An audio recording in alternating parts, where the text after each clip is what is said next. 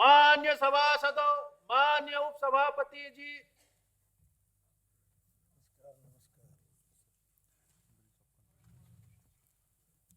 now private members legislative business bill for introduction.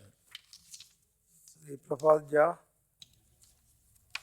मैं समुचित सरकार में यहाँ पर समुचित सरकार द्वारा दुर्घटनाओं में प्रभावित होने वाले व्यक्तियों के लिए समान क्षतिपूर्ति का प्रावधान करने और तथा उसके आनुवांशिक विषयों के उपबंध करने के लिए विधेयक को पुनर्स्थापित करने की अनुमति चाहता हूँ। Yeah, question is that leave be granted to introduce the bill. विधेयक को पुनर्स्थापित करने की कृपा की जाए। Question is that leave be granted to introduce the bill. Those in favor, please say aye. Those against, will please say no. I think the ayes have it, the ayes have it, the ayes have it. Now you introduce the bill. You say I introduce the bill. उपसभापति महोदय, राष्ट्रीय हिमालय क्षेत्र पर्यावरण संरक्षण और विकास संस्थान की मैं इसको पुनर्स्थापित करता हूँ। Okay, thank you. Now, Prabhat Jha, second bill.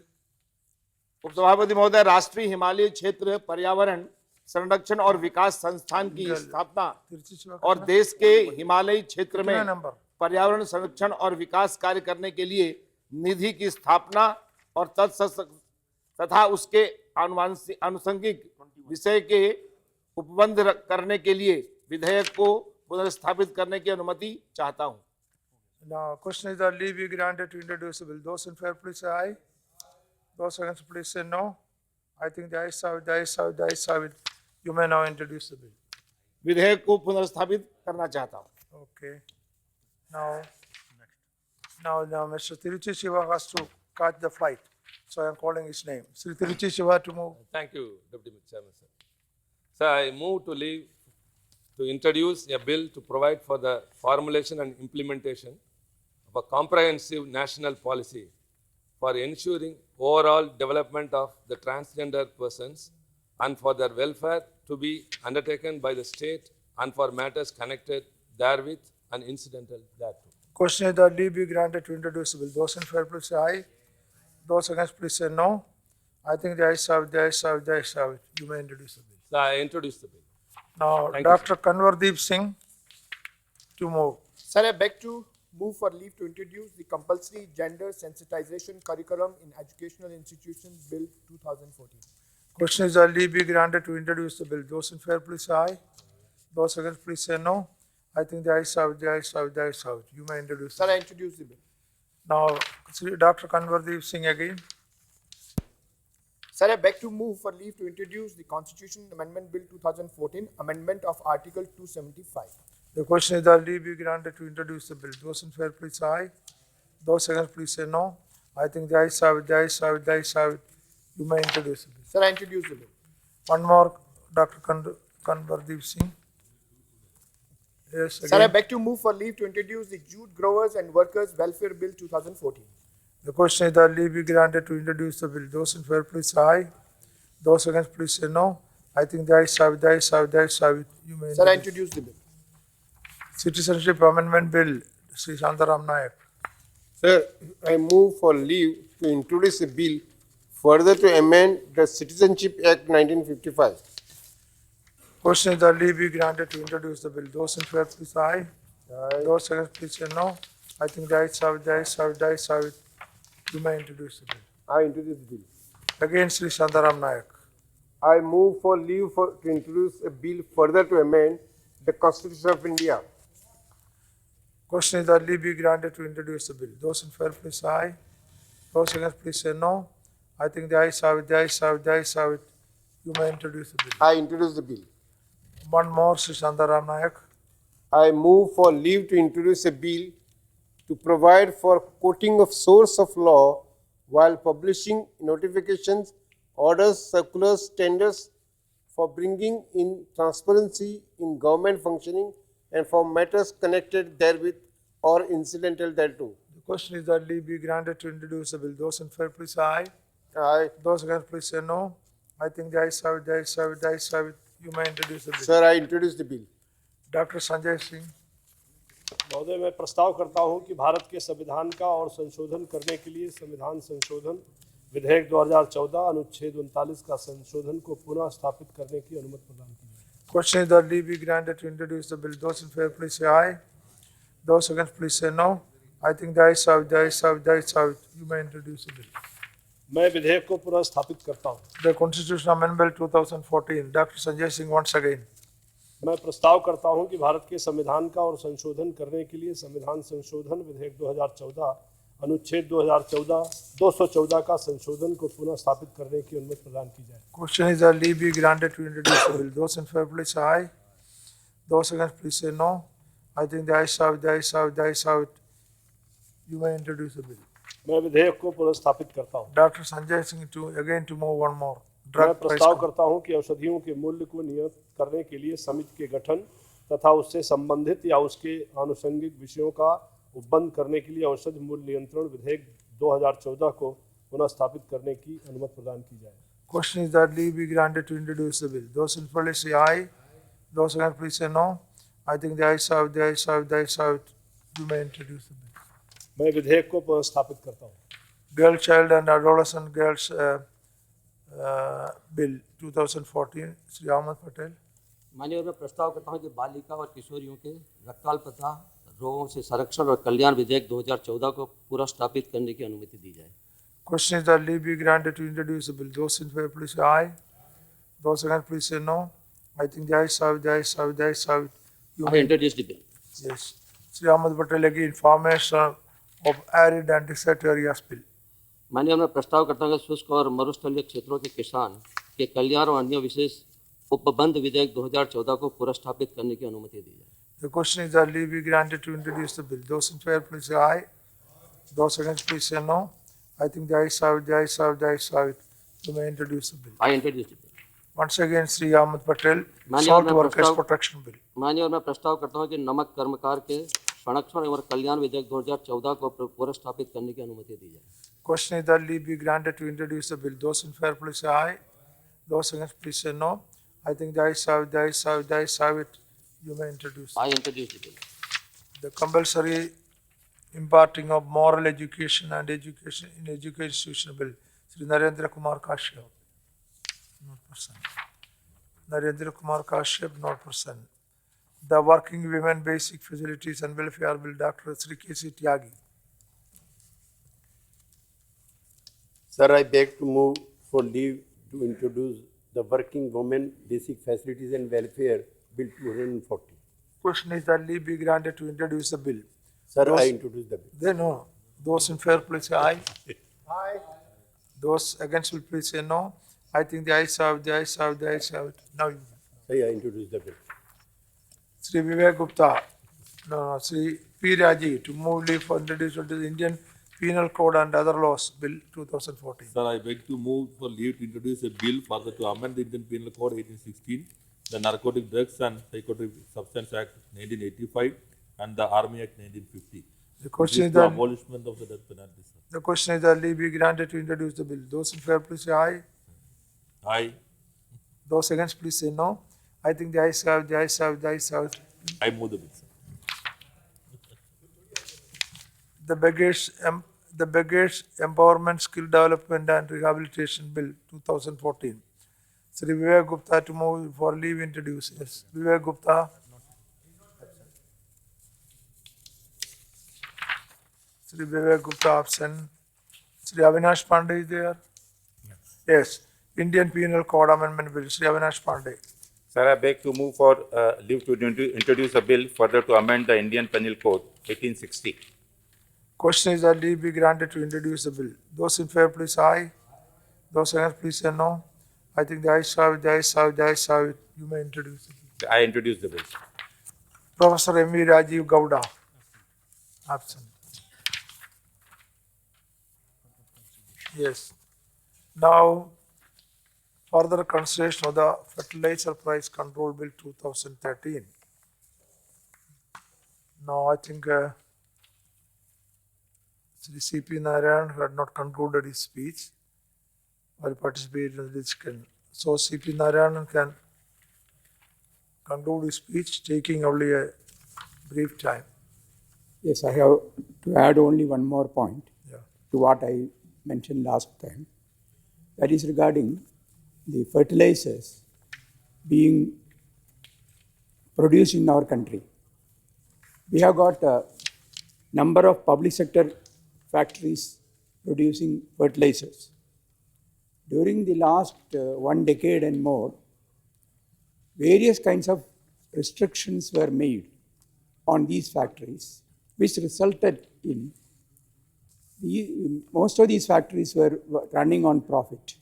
They became loss-making concerns. I am specifically citing the instance of FACT, Fertilizers and Chemicals Travancore in Kerala, which is producing a lot of fertilizer, various kinds of fertilizers, and was making a profitable company. But because the government brought in restrictions for importing the raw materials to produce fertilizers, the government made various kinds of import duties, whereas for fertilizers being directly imported, import duties were lifted. So much so that the fertilizers produced by FACT became more expensive than imported fertilizers. This was a result of a faulty policy implemented by the government. Now, by this is not only this is affecting not only FACT and its workers, not only the exchequer of the government, but also finally those who are using the end product, the fertilizers, the peasants and farmers, millions of them all over India. So I think the policy of the government has to be to see that on one side we have been discussing the agrarian crisis yesterday, and also in the question hour also we were discussing these things. But while the government and all of us say that we support the cause of the peasantry, the cause of agriculture, in practice, when we implement policy, take decisions, we are taking just the opposite. The example of FACT is a good example. Not only the farmers are affected, but also the workers working in the FACT are affected. So it is necessary, the bill is regarding introducing a control of prices for fertilizers. In doing that, we have to see that the public sector fertilizer factories are so run, and the policies and restrictions on them are so modified so that the factories run profitably and the peasants get fertilizers, the necessary fertilizers at reasonable prices. This also is required. With these words, I conclude my. Thank you, Mr. C.P. Narayanan. Sri Dr. E.M. Sudarshanana Chepan.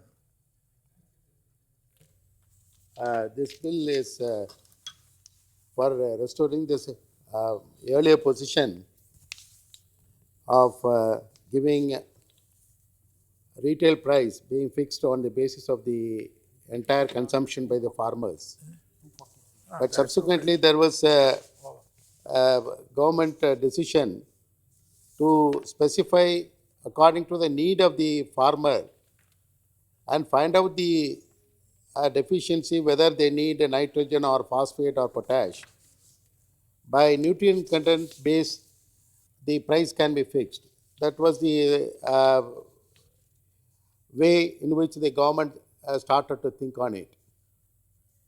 And we could even see that from 2007 onwards, the government has come forward with a very transparent method of finding out where the subsidized fertilizers is being going and moving even to the level of the district consumption, by way of having a separate website in the name of urvarak.co.in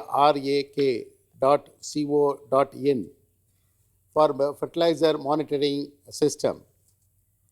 This system is making the consumer or the agriculturist to understand what is the price what is the quantity they need it, how the state government is demanding the central government, and how the central government is allotting various areas that need and fulfilling their demands.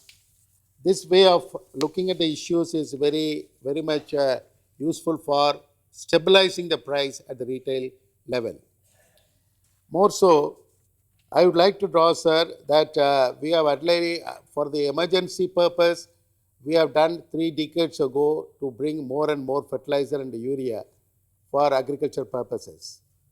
But at the same time, we have lost the capacity of the earth to have its own natural manure also production.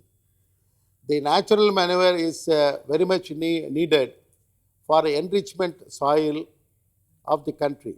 We are benefited by the very excellent way of having various type of soil at various parts of the country.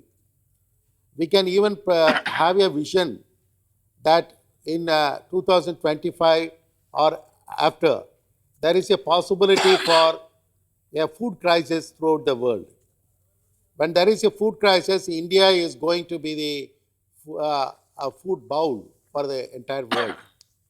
If we think it like that, if we make a policy accordingly, we have to increase even our vision of bringing the GDP through the agriculture should be not at the 4%, but it should be at 10%, so that the government should be very much interested on the agriculture of various type of production of the agriculture produce. Whatever the variety, whatever the soil you need, whatever the climate condition you need it, whatever type of skill you need it, it is available in India. We need not go to Europe or America for purpose of getting agriculture produce. But unfortunately, when we are now lifting that control of the inflow of the food grains and fruits and other produce from other countries, how we are going to face that situation? In earlier discussion also, we were attracting the government's notice. Now, when the trade facilitation treaty is to be signed, and when it is enforced, naturally we have to create a electronic method of clearances for inward and outward flow of the various food grains or any material which is coming into India. Are we prepared for that? Whether our agriculturists have been educated to produce so that they can have the competition of inflow which various countries, for example, even though they are our own sister countries, the food grains which are going to be dumped from Indonesia, Philippines, Thailand, how we are going to face that situation? Similarly, Western countries subsidized food materials, wheat is going to be dumped from United States to India, and the European countries are going to dump it here. And our own agriculturists are going to be crushed by that competition in the market. Knowingly, unknowingly, we are now in the globalized economy. We cannot blame ourselves for certain obligations, but we have to stand up according to the occasion which has been given by the globalized economy. Now we have to foresee that how best our agriculturist mechanism, which was built up for centuries along by our own civilization, how we have built up our agricultural system on the basis of organic manure. But therefore, the government is also very much knowing it. Therefore, they came forward with a scheme of National Mission for Sustainable Agriculture, Rashtriya Krishi Vikas Yojana, and Integrated Development of Horticulture, Network Project on Organic Farming, a National Program on Organic Production and other things. One side, we have to see how much we can gradually reduce the chemicals and fertilizers. And another side, we have to see how we are going to bring the organic manuring system in our system. Because the Europe and Japanese countries are now liking to have Indian products, whether it is a leather product or agriculture product or fruits, which are based on the organic fertilizer system, manuring system. That is having a very good market in the foreign countries. Therefore, it is a high time for us to bring a total vision on our agricultural system. The minister concerned is a very dynamic person. He can very easily think about how best we are going to compensate this type of overutilization of our earth, our own soil by utilizing the chemicals, fertilizers, how to compensate with organic methods. At the same time, we should have a clear vision. I know very well that from which our Honorable Minister has come from Karnataka state. Karnataka and Maharashtra is utilizing very well the international market of agricultural produce. They have already got a very good networking according to the demands of the European market. They can bring the produce to the international parameters. They can bring the cold storage, cold chain storage system, they can bring it. From the farm gate, they can take any fruit or they can take any agriculture product or flower or any such thing and take it in a cold chain method and a cold chain method, and they can take it by airlifting to the European market on the same day. That is the way the Karnataka and Maharashtra is competing in the world market. That is the way the UP should also come, Bihar should come, Uttaranchal should come, similarly Tamil Nadu and Kerala can also come wherever it is possible for bringing the natural system of agriculture in various means. I want to draw the attention of the government how we are suffering in the South India, especially Tamil Nadu and Kerala, when we are depending upon more and more on coconut trees. But the coconut, Kerala, I can say that coconut is more or less going down to the level of 30% only. Once the Kerala was very beautiful because of the coconut trees and coconut produce. It was dominating the field. Now it is going down. Similarly, the southern part of the state and also the coastal part of the Tamil Nadu is also suffering like that. Therefore, we can work out in which way the fertilizer, chemical fertilizer, which are used for every purpose, to have a quick remedial purposes or quick produce, to have a quick money, should be taught by way of competing with the international market with a more investment, more profit you can also earn, but by using the organic method rather than the chemical methods. Therefore, I feel this bill, which have been moved by one of the industrialists, a very known person in the media, Vivek, we congratulate him for bringing this type of thinking in these hours of the private member bill. But at the same time, it's a time for us to communicate to the government. When they have got the vision of Make in India, this Make in India should be supported on the basis of the agricultural produce based Make in India. We should not simply depending upon the parts being imported here and assembled here and Make in India. That cannot happen. Then we will be having the same economy of Thailand or the economy of Taiwan. We have to produce our own, even small parts to the everything we have to produce in our own country. We should be a manufacturing country rather than assembling country. We should not focus upon too much of investment for assembling purposes, allowing the other countries to have, whether it is a defense production or any production. I feel in the recent days, what we could understand is we are allowing the land to be occupied by various countries for the purpose of the industrial assembling system.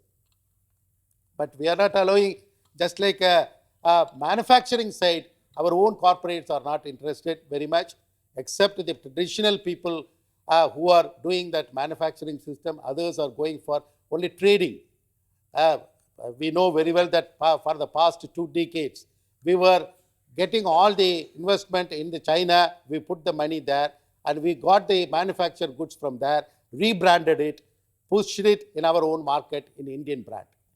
Similarly, now the many countries are going to come because they are scarcity. They are having a scarcity of many important issues. That is, skilled people, they are not having it. Youths they are not demographically, they are not well versed. They are having a very elderly population, but we are having youthful population here, and we are very quick learners also to any type of skills. Therefore, this India is attracting entire world because of the vast land availability, vast natural resources, vast human resources, and also the technology-based thinking of our people. It is attracting throughout the world. Now the Prime Minister is marketing everywhere, wherever he goes, that here is the country you can come and invest the money. But investing the money in agriculture should also go along with the manufacturing goods. We have to see that the technology which was already developed in Western countries should also come to India by the way of the investment on agricultural side also, so that we will be in a preparedness of having to feed entire universe, entire world when there is a scarcity within a 30-year period, which is calculated by many of the scientists that we are going to have water and food is going to be the scarce commodity when the oil and other produce will be very much available, but people are going to compensate the hunger by way of getting more and more food. India is to be prepared for that. Therefore, I request the Honorable Minister, who has got a reputation of putting his heart and mind to any effort, kindly look at the issue and see that the entire India is getting agricultural produce also as one of the main issues on which we can live on it.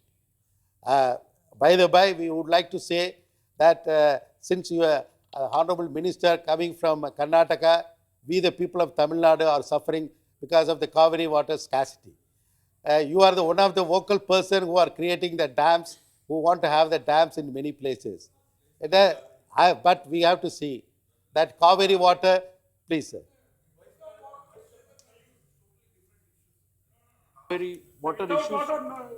No, Kaveri water issue is totally different. I think it doesn't. I will justify it, sir. I will justify why I am bringing it. Sir, you should not allow this discussion, sir. I will You should not justify be it. allowing this discussion. No. Please. It is about the fertilizer control bill, Yes. sir. That is.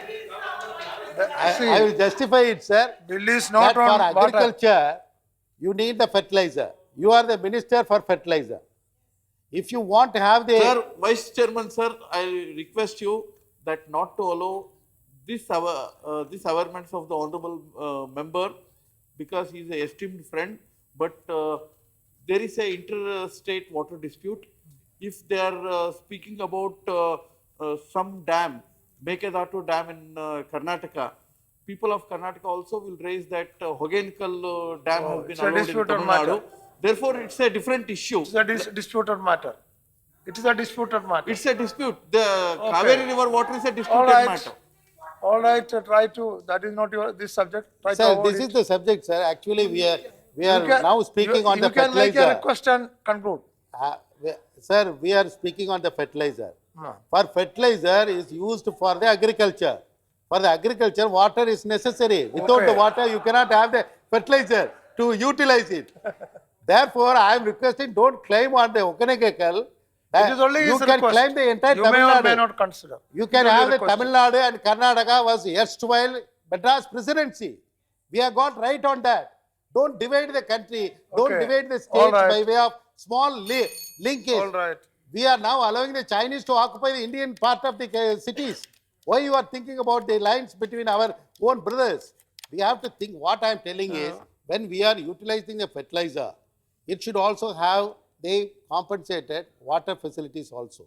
Therefore, what I am requesting is, as a minister who is concerned with the fertilizer ministry, should also think about how best India, with all the peacefulness, the agriculture is in all over the country, whether it is a Karnataka or a Tamil Nadu, should have the equity in the water facilities also. Okay. And you have to see that every people, every peasants and agriculturists are happy with more and more production in India, and that should go to the competition at the international level, and we have to enjoy that facility for the purpose of more and more development to the level of 10% GDP should come from the agriculture Okay, sector. thank you very much.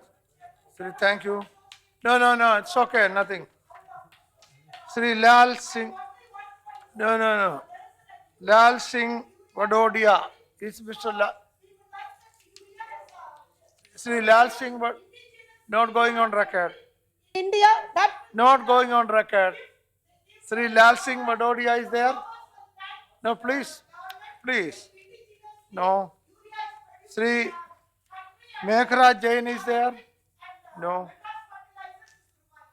Sri Chunibai Kanjibai Goyal is there? No. Dr. Satyanarayana Jaitya? No. Sri Manshulal Mandavia? Yes, sir. Yeah. Oh, you are waiting there. Okay. जो sir fertiliser का price control के लिए जो विषय यहाँ पर रखा गया है उसमें मैं भी कुछ जोड़ना चाहता हूँ, मेरा भी कुछ उसमें सुझाव है सर। हिंदुस्तान में फर्टिलाइज़र और केमिकल फर्टिलाइज़र आज़ादी के बाद ज़्यादातर हिंदुस्तान में केमिकल फर्टिलाइज़र आया। उनके पहले हमारा हिंदुस्तान में जो खेती होती थी ये ट्रेडिशनल खेती होती थी। मुझे लगता है सर उसमें जो मॉडर्नाइजेशन हुआ, मॉडर्नाइजेशन सरकार की नीति पर डिपेंड होता है। आज़ादी के बाद हिंदुस्तान में जो नीतियाँ बनी, ये नीति के आधार पर हमारी स्थिति वहाँ आकर खड़ी हुई। जो देश में हमारा ट्रेडिशनल साइंस था, ट्रेडिशनल साइंस में ऑर्गेनिक फर्टिलाइज़र ये हमारी परंपरा थी और ऑर्गेनिक फर्टिलाइज़र के आधार पर हमारा फार्मिंग होता था। अभी अभी हम सुनते हैं, यहाँ सदन में भी बहुत चिंता करते हैं कि देश में किसान की आत्महत्या होती है, देश में किसान अपना स्वनिर्भर नहीं होता है, किसान अपना आजीविका नहीं चला रहा है। ऐसी स्थिति का निर्माण कैसे हुआ?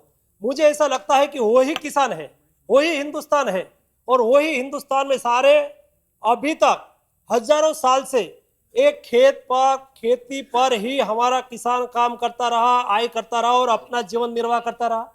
हजारों साल में कभी किसान को हिंदुस्तान में सुसाइड नहीं करना पड़ा। क्यों सुसाइड करना पड़ा उसको? ऐसी स्थिति क्यों आ गई? ऐसी स्थिति सर इसलिए आई कि हिंदुस्तान की आज़ादी के बाद जो हमारी नीति बनी वो नीति ऐसी बनी जैसे कि किसान, हम यहाँ अभी ये सदन में ही बात करते हैं कि देशी गाय होनी चाहिए, देशी गाय का मिल्क खाना चाहिए, देशी गाय का मिल्क अच्छा होता है, उसमें न्यूट्रिशन वैल्यू अच्छी होती है। आज़ादी के बाद घटना ऐसी हुई कि देशी गाय में मॉडर्नाइजेशन हमने नहीं किया, देशी गाय में जो बदलाव करना था वो नहीं किया और हमने जर्सी गाय ला दी जो अमेरिका में जर्सी क्षेत्र से आई और हमने क्रॉस ब्रीड तैयार कर दी।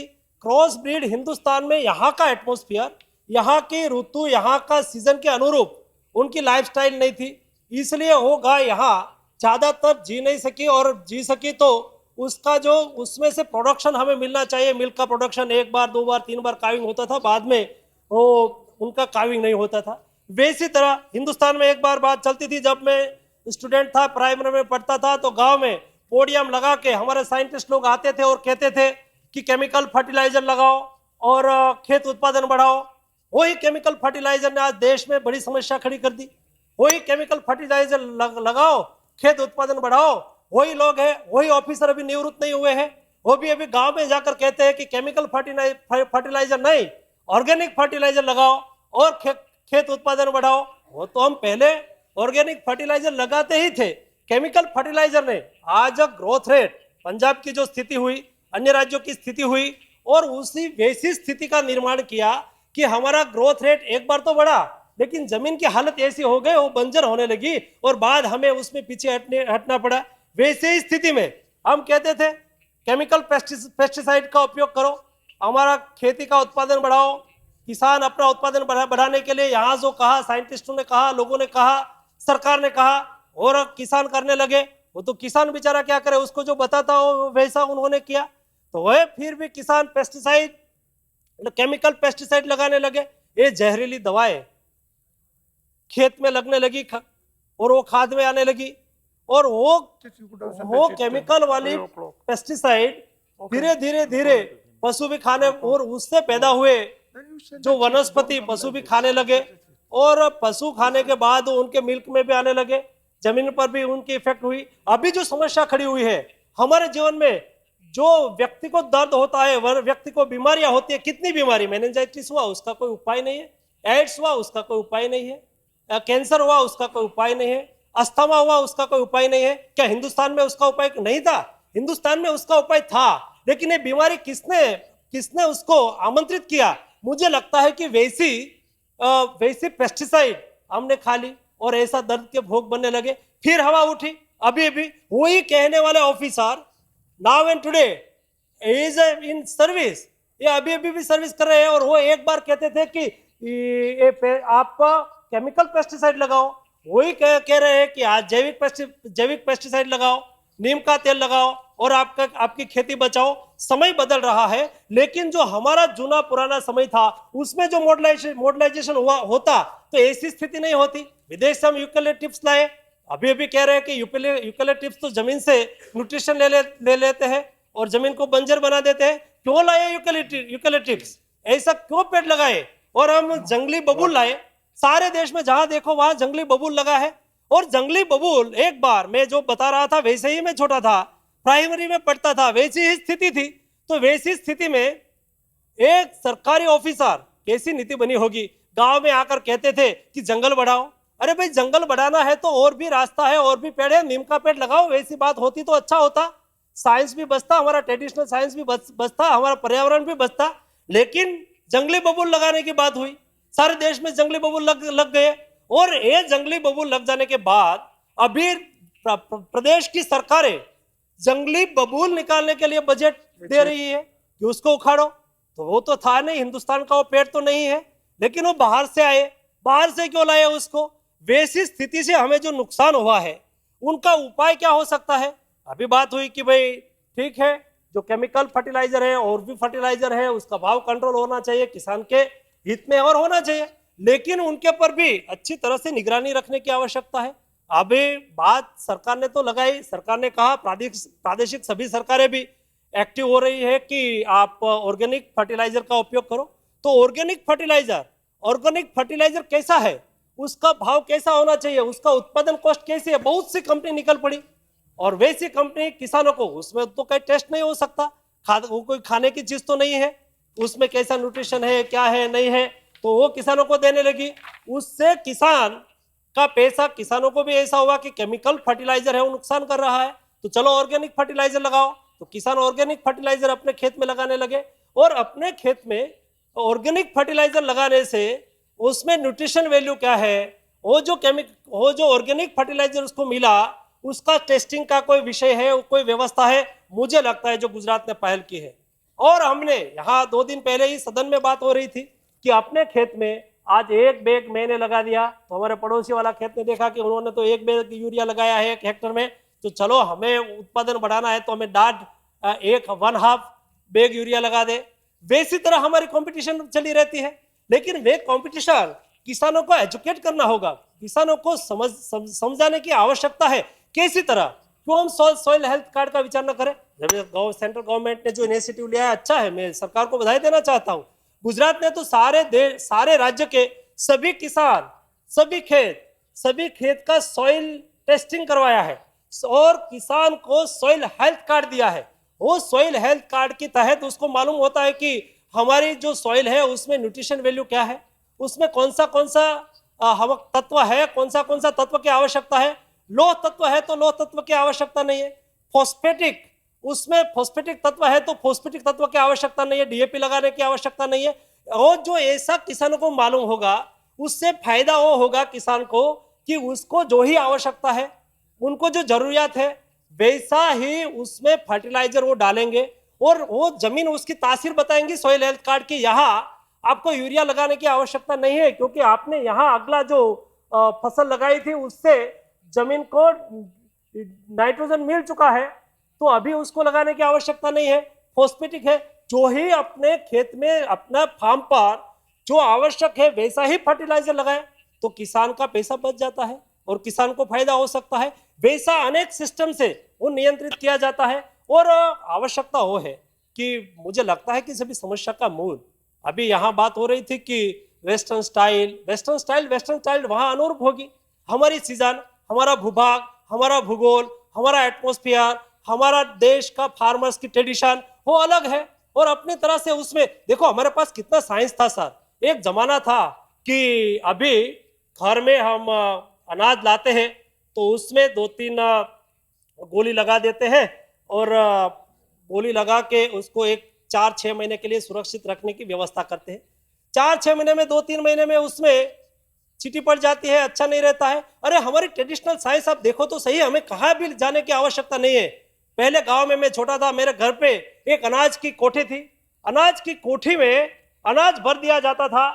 देखो हमारा ये साइंस, हमें वो साइंस की दिशा में अभी तक क्यों नहीं सोचा है, उनकी वो दिशा में हमने क्यों नहीं एक्शन लिया है। हमारा साइंटिस्ट जो ये हमको रास्ता दिखाता है वो क्यों नहीं दिखाता है। ये कैसा बड़ा साइंस था, कोठी में अनाज भर दिया, अनाज भरने के बाद वो कोठी में नीम का पत्ता लगा दिया, नीम का पत्ता लगाने के बाद गाय का घी का धूप जला दिया और उसको चारों ओर से पैक कर देते थे।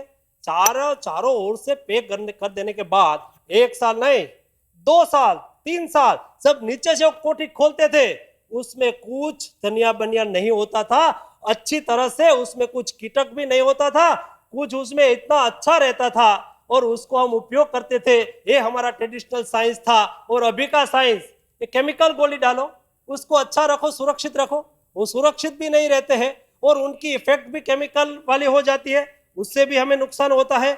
इसलिए मेरा सुझाव है सर कि हम उसका नियंत्रण तो करें ही करें, लेकिन उनके साथ हमारा जो ट्रेडिशनल साइंस था उसको भी हम कैसे ना उजागर करें। और वो हमारा ट्रेडिशनल साइंस एक बार उठ जाएगा तो मुझे लगता है कि अभी जो समस्या हुई है देश में, अभी जो किसान के साथ, और कैसा किसान का मैनेजमेंट था। किसान एक खेती की डिफिनेशन क्या होती है, 3 क्षेत्र जुड़ते हैं तब एक खेती बनती है। पहले कृषि, पशुपालन और सहकारिता, वो तीनों एक रिदम से हिंदुस्तान में चलता था। कृषि भी चलती थी, पशुपालन भी ऐसा ही चलता था, क्योंकि पशुपालन एक खेती का पूरक व्यवसाय है। अपने यहाँ अनाज उगाते हैं, अनाज का जो घासचारा बनता था वो फोडर बनता था, वो फोडर एनिमल खाते थे, एनिमल भी प्रोडक्शन करते थे, मिल्क देते थे, मिल्क से घी मिलता था, दूध मिलता था, दूध घी से अपने बच्चे खाते थे, पीते थे, आनंद करते करते वो बड़े होते थे और अपने अपने काम में लगते थे। ऐसी हमारी व्यवस्था थी। लेकिन मैनेजमेंट था, किसान भी इतना मैनेजमेंट करके अपनी लाइफस्टाइल बनाए रखते थे। अभी आज का किसान, उसको वो दिशा में हमने प्रेरित किया है, वो कल की चिंता नहीं करते हैं, आज के आधार पर उसको तुरंत ही आय कैसे मिले वैसा वो अपने यहाँ फसल लेते थे। पहले तो सिस्टम बनती थी और एक बार अपने यहाँ फोडर पैदा हो जाता था, खेत के एक खुने में बड़ा उसको अच्छी तरह से रख के उसको सेपरेट कर देते थे और फिर सूखा पड़ता था तो उसमें से निकाल के अपने पशुओं को खिलाते थे और पशु भी जिंदा रह जाते थे और किसान की आजीविका भी मिलती रहती थी। हिंदुस्तान के तासीर यहाँ सूखा होता रहता है कोई न कोई क्षेत्र में, तो सूखा के सामने कैसे लड़ना है। सूखा के सामने ठीक है, अभी तो उसका कर्जा माफ कर दो, कर देते थे, पहले भी राजा रजवाड़ा के समय में भी ऐसा होता था, अंग्रेज के समय में भी शायद ऐसा होता था, लेकिन वो उपाय नहीं है। किसान के यहाँ कुछ पैदा नहीं होता, उसका मैनेजमेंट अपनी ओर से था और उन्होंने जब सूखा पड़ता था, फसल नहीं हुई तो कोई दिक्कत नहीं, उन्होंने 2 साल के लिए फोडर स्टोरेज अपने खेत में एक क्षेत्र में फोडर स्टोरेज कर देते थे सर। और वो फोडर जो स्टोरेज होता था, जब सूखा होता था, वो फोडर में से, स्टोरेज फोडर में से अपने पशुओं को खिलाने के लिए फोडर देते थे और वो पशुओं रखते थे, गाय रखते थे, भैंसे रखते थे। गाय भैंस तो सूखा में भी मिल्क देती थी, सूखा में मिल्क देती थी तो थोड़ा सा मिल्क बेच देते थे और वैसी इनकम शुरू रहती थी। और इसलिए किसान को उस वक्त कभी किसान को हिंदुस्तान के इतिहास में सुसाइड नहीं करना पड़ा था। अभी कितनी टेक्नोलॉजी क्यों ना डेवलप हो, अभी हम चाहते हैं कि हमारा विकास हुआ है, डेवलपमेंट हुआ है। कैसा डेवलपमेंट हुआ है?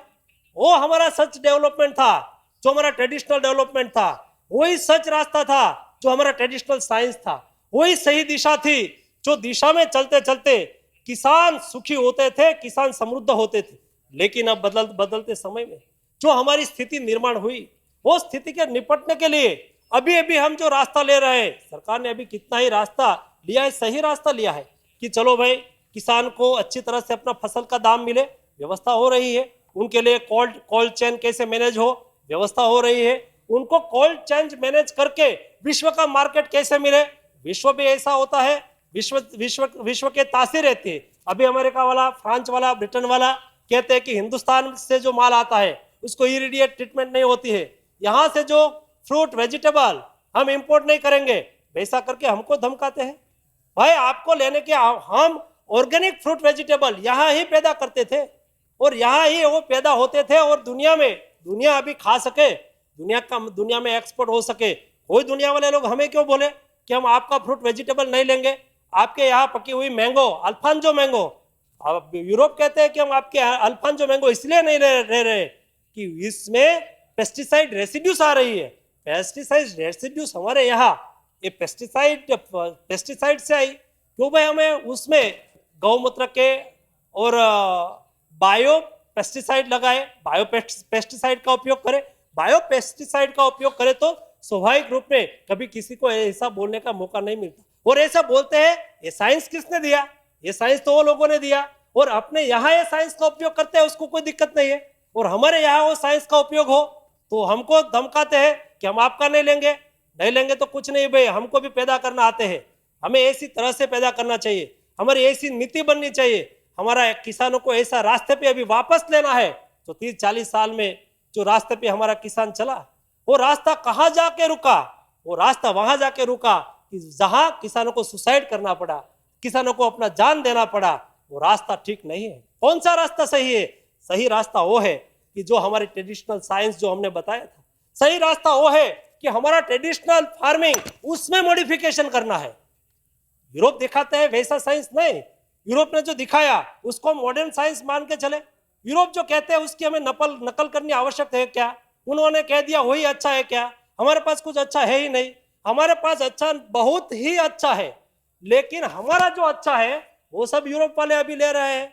हमारे पास जो अच्छी चीज है, हमारे यहाँ अच्छा ही, हमारे यहाँ संस्कृत जैसी भाषा है, अच्छी भाषा है, विश्व की भाषा की जननी है। हमारे यहाँ संस्कृत यूनिवर्सिटी कितनी चलती है नहीं चलती है मुझे मालूम नहीं, लेकिन यूरोप में संस्कृत यूनिवर्सिटी लगने लगी, अमेरिका ने संस्कृत यूनिवर्सिटी लगाने लगी। ऑर्गेनिक फार्मिंग की बात वो लोग करने लगे, वो केमिकल फार्मिंग के केमिकल फर्टिलाइजर पेस्टिसाइड की बात करने वाले लोग वही अभी ऑर्गेनिक फूड की बात करने लगे, वही शाकाहार की बात करने लगे। जो हम यहाँ करते ही थे वो हमारा ट्रेडिशनल साइंस था ही था।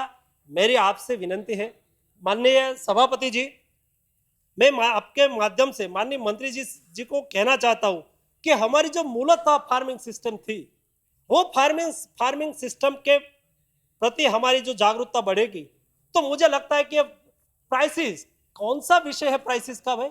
वो केमिकल फर्टिलाइजर, ऑर्गेनिक फर्टिलाइजर, अरे हम अपने घर पे ही फर्टिलाइजर बनाते थे, हमारे घर पे ही फर्टिलाइजर पैदा होते थे। हमारे पास पशु थे, गाय थे, भैंस थे, सभी फार्मर के साथ वो ट्रेडिशनल उसकी सिस्टम थी। और अपने पशु से पैदा हुए डंग्स, एनिमल डंग्स को 1 साल तक रहने देते थे अपने खेत के एक कोने में, और वो कोना में 1 साल रह के इतना अच्छा वो फर्टिलाइजर, ऑर्गेनिक फर्टिलाइजर बन जाता था। उससे फसल भी बढ़ती थी और खेत की क्षमता भी, खेत उत्पादन की क्षमता भी वो खेत में ही बढ़ती थी। वैसा साइंस, वैसा फर्टिलाइजर कहाँ किसी से भी लेने जाने की आवश्यकता नहीं, अपने खेत में ही पैदा होता था, अपने खेत में ही वो व्यवस्था थी। लेकिन अभी हमने वो रास्ता छोड़ दिया, हमने वो रास्ता छोड़वा दिया, हमने उसको और सलाह दिया करी, हमने उसको और पढ़ाया दिया।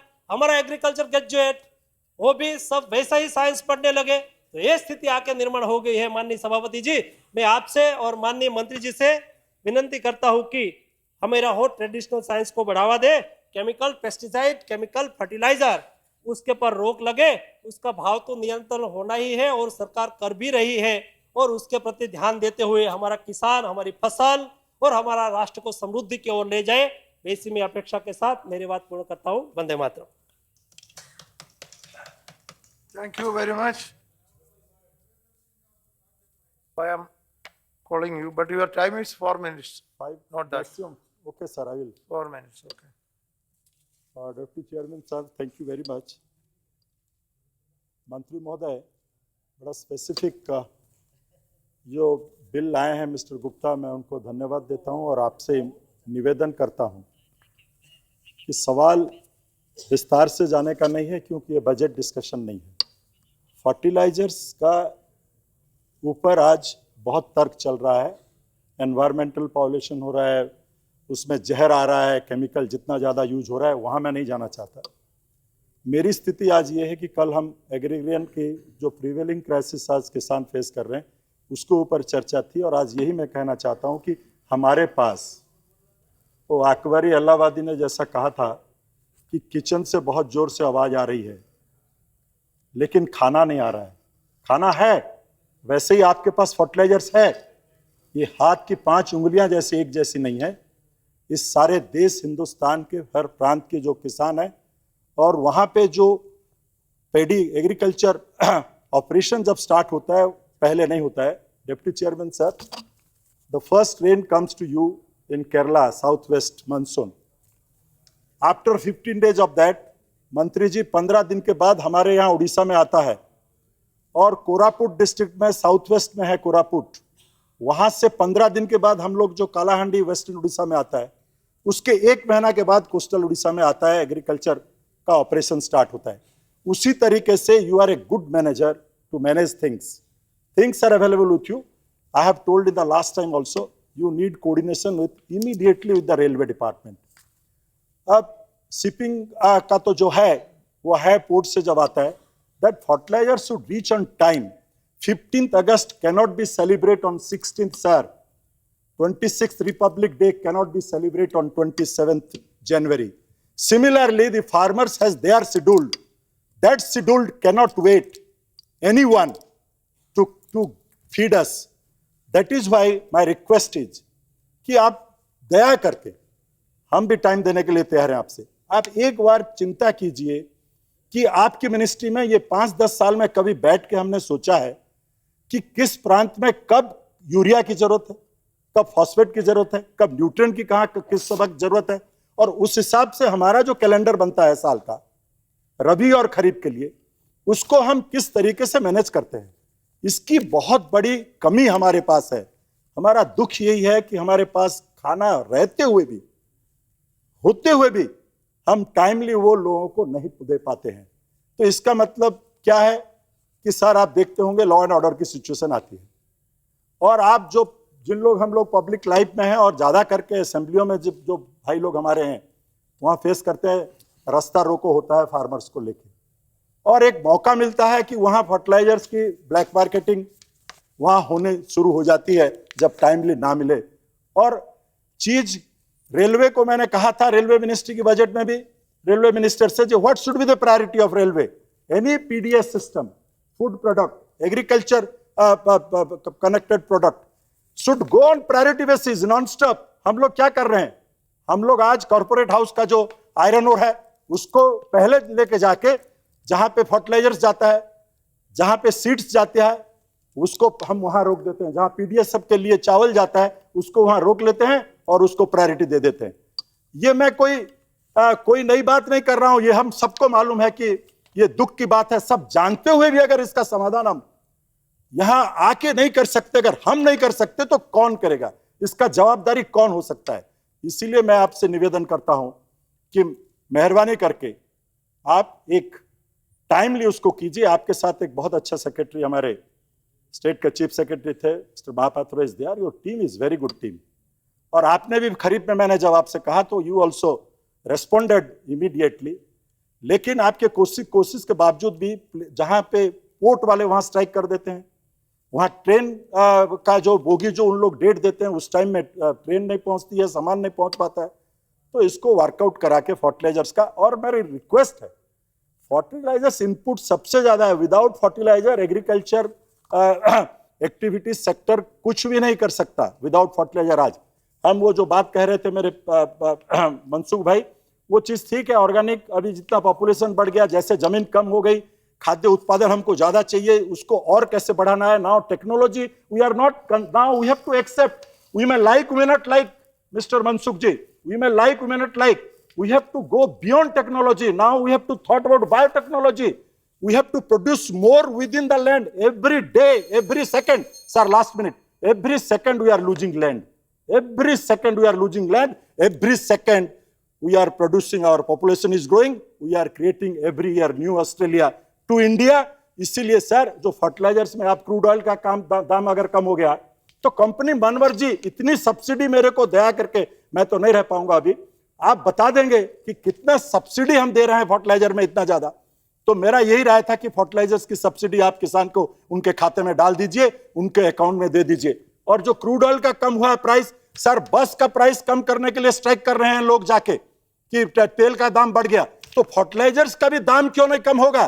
फर्टिलाइजर्स का कंपनियों का दाम कैसे बढ़ेगा जबकि 115 की जगह $64 में अगर क्रूड ऑयल मिल गया तो उसके साथ रिलेटेड जो सब्जेक्ट है उसके ऊपर भी सर ध्यान देंगे। मैं यही निवेदन करते हुए रहता हूं। धन्यवाद sir. Singh Yadav.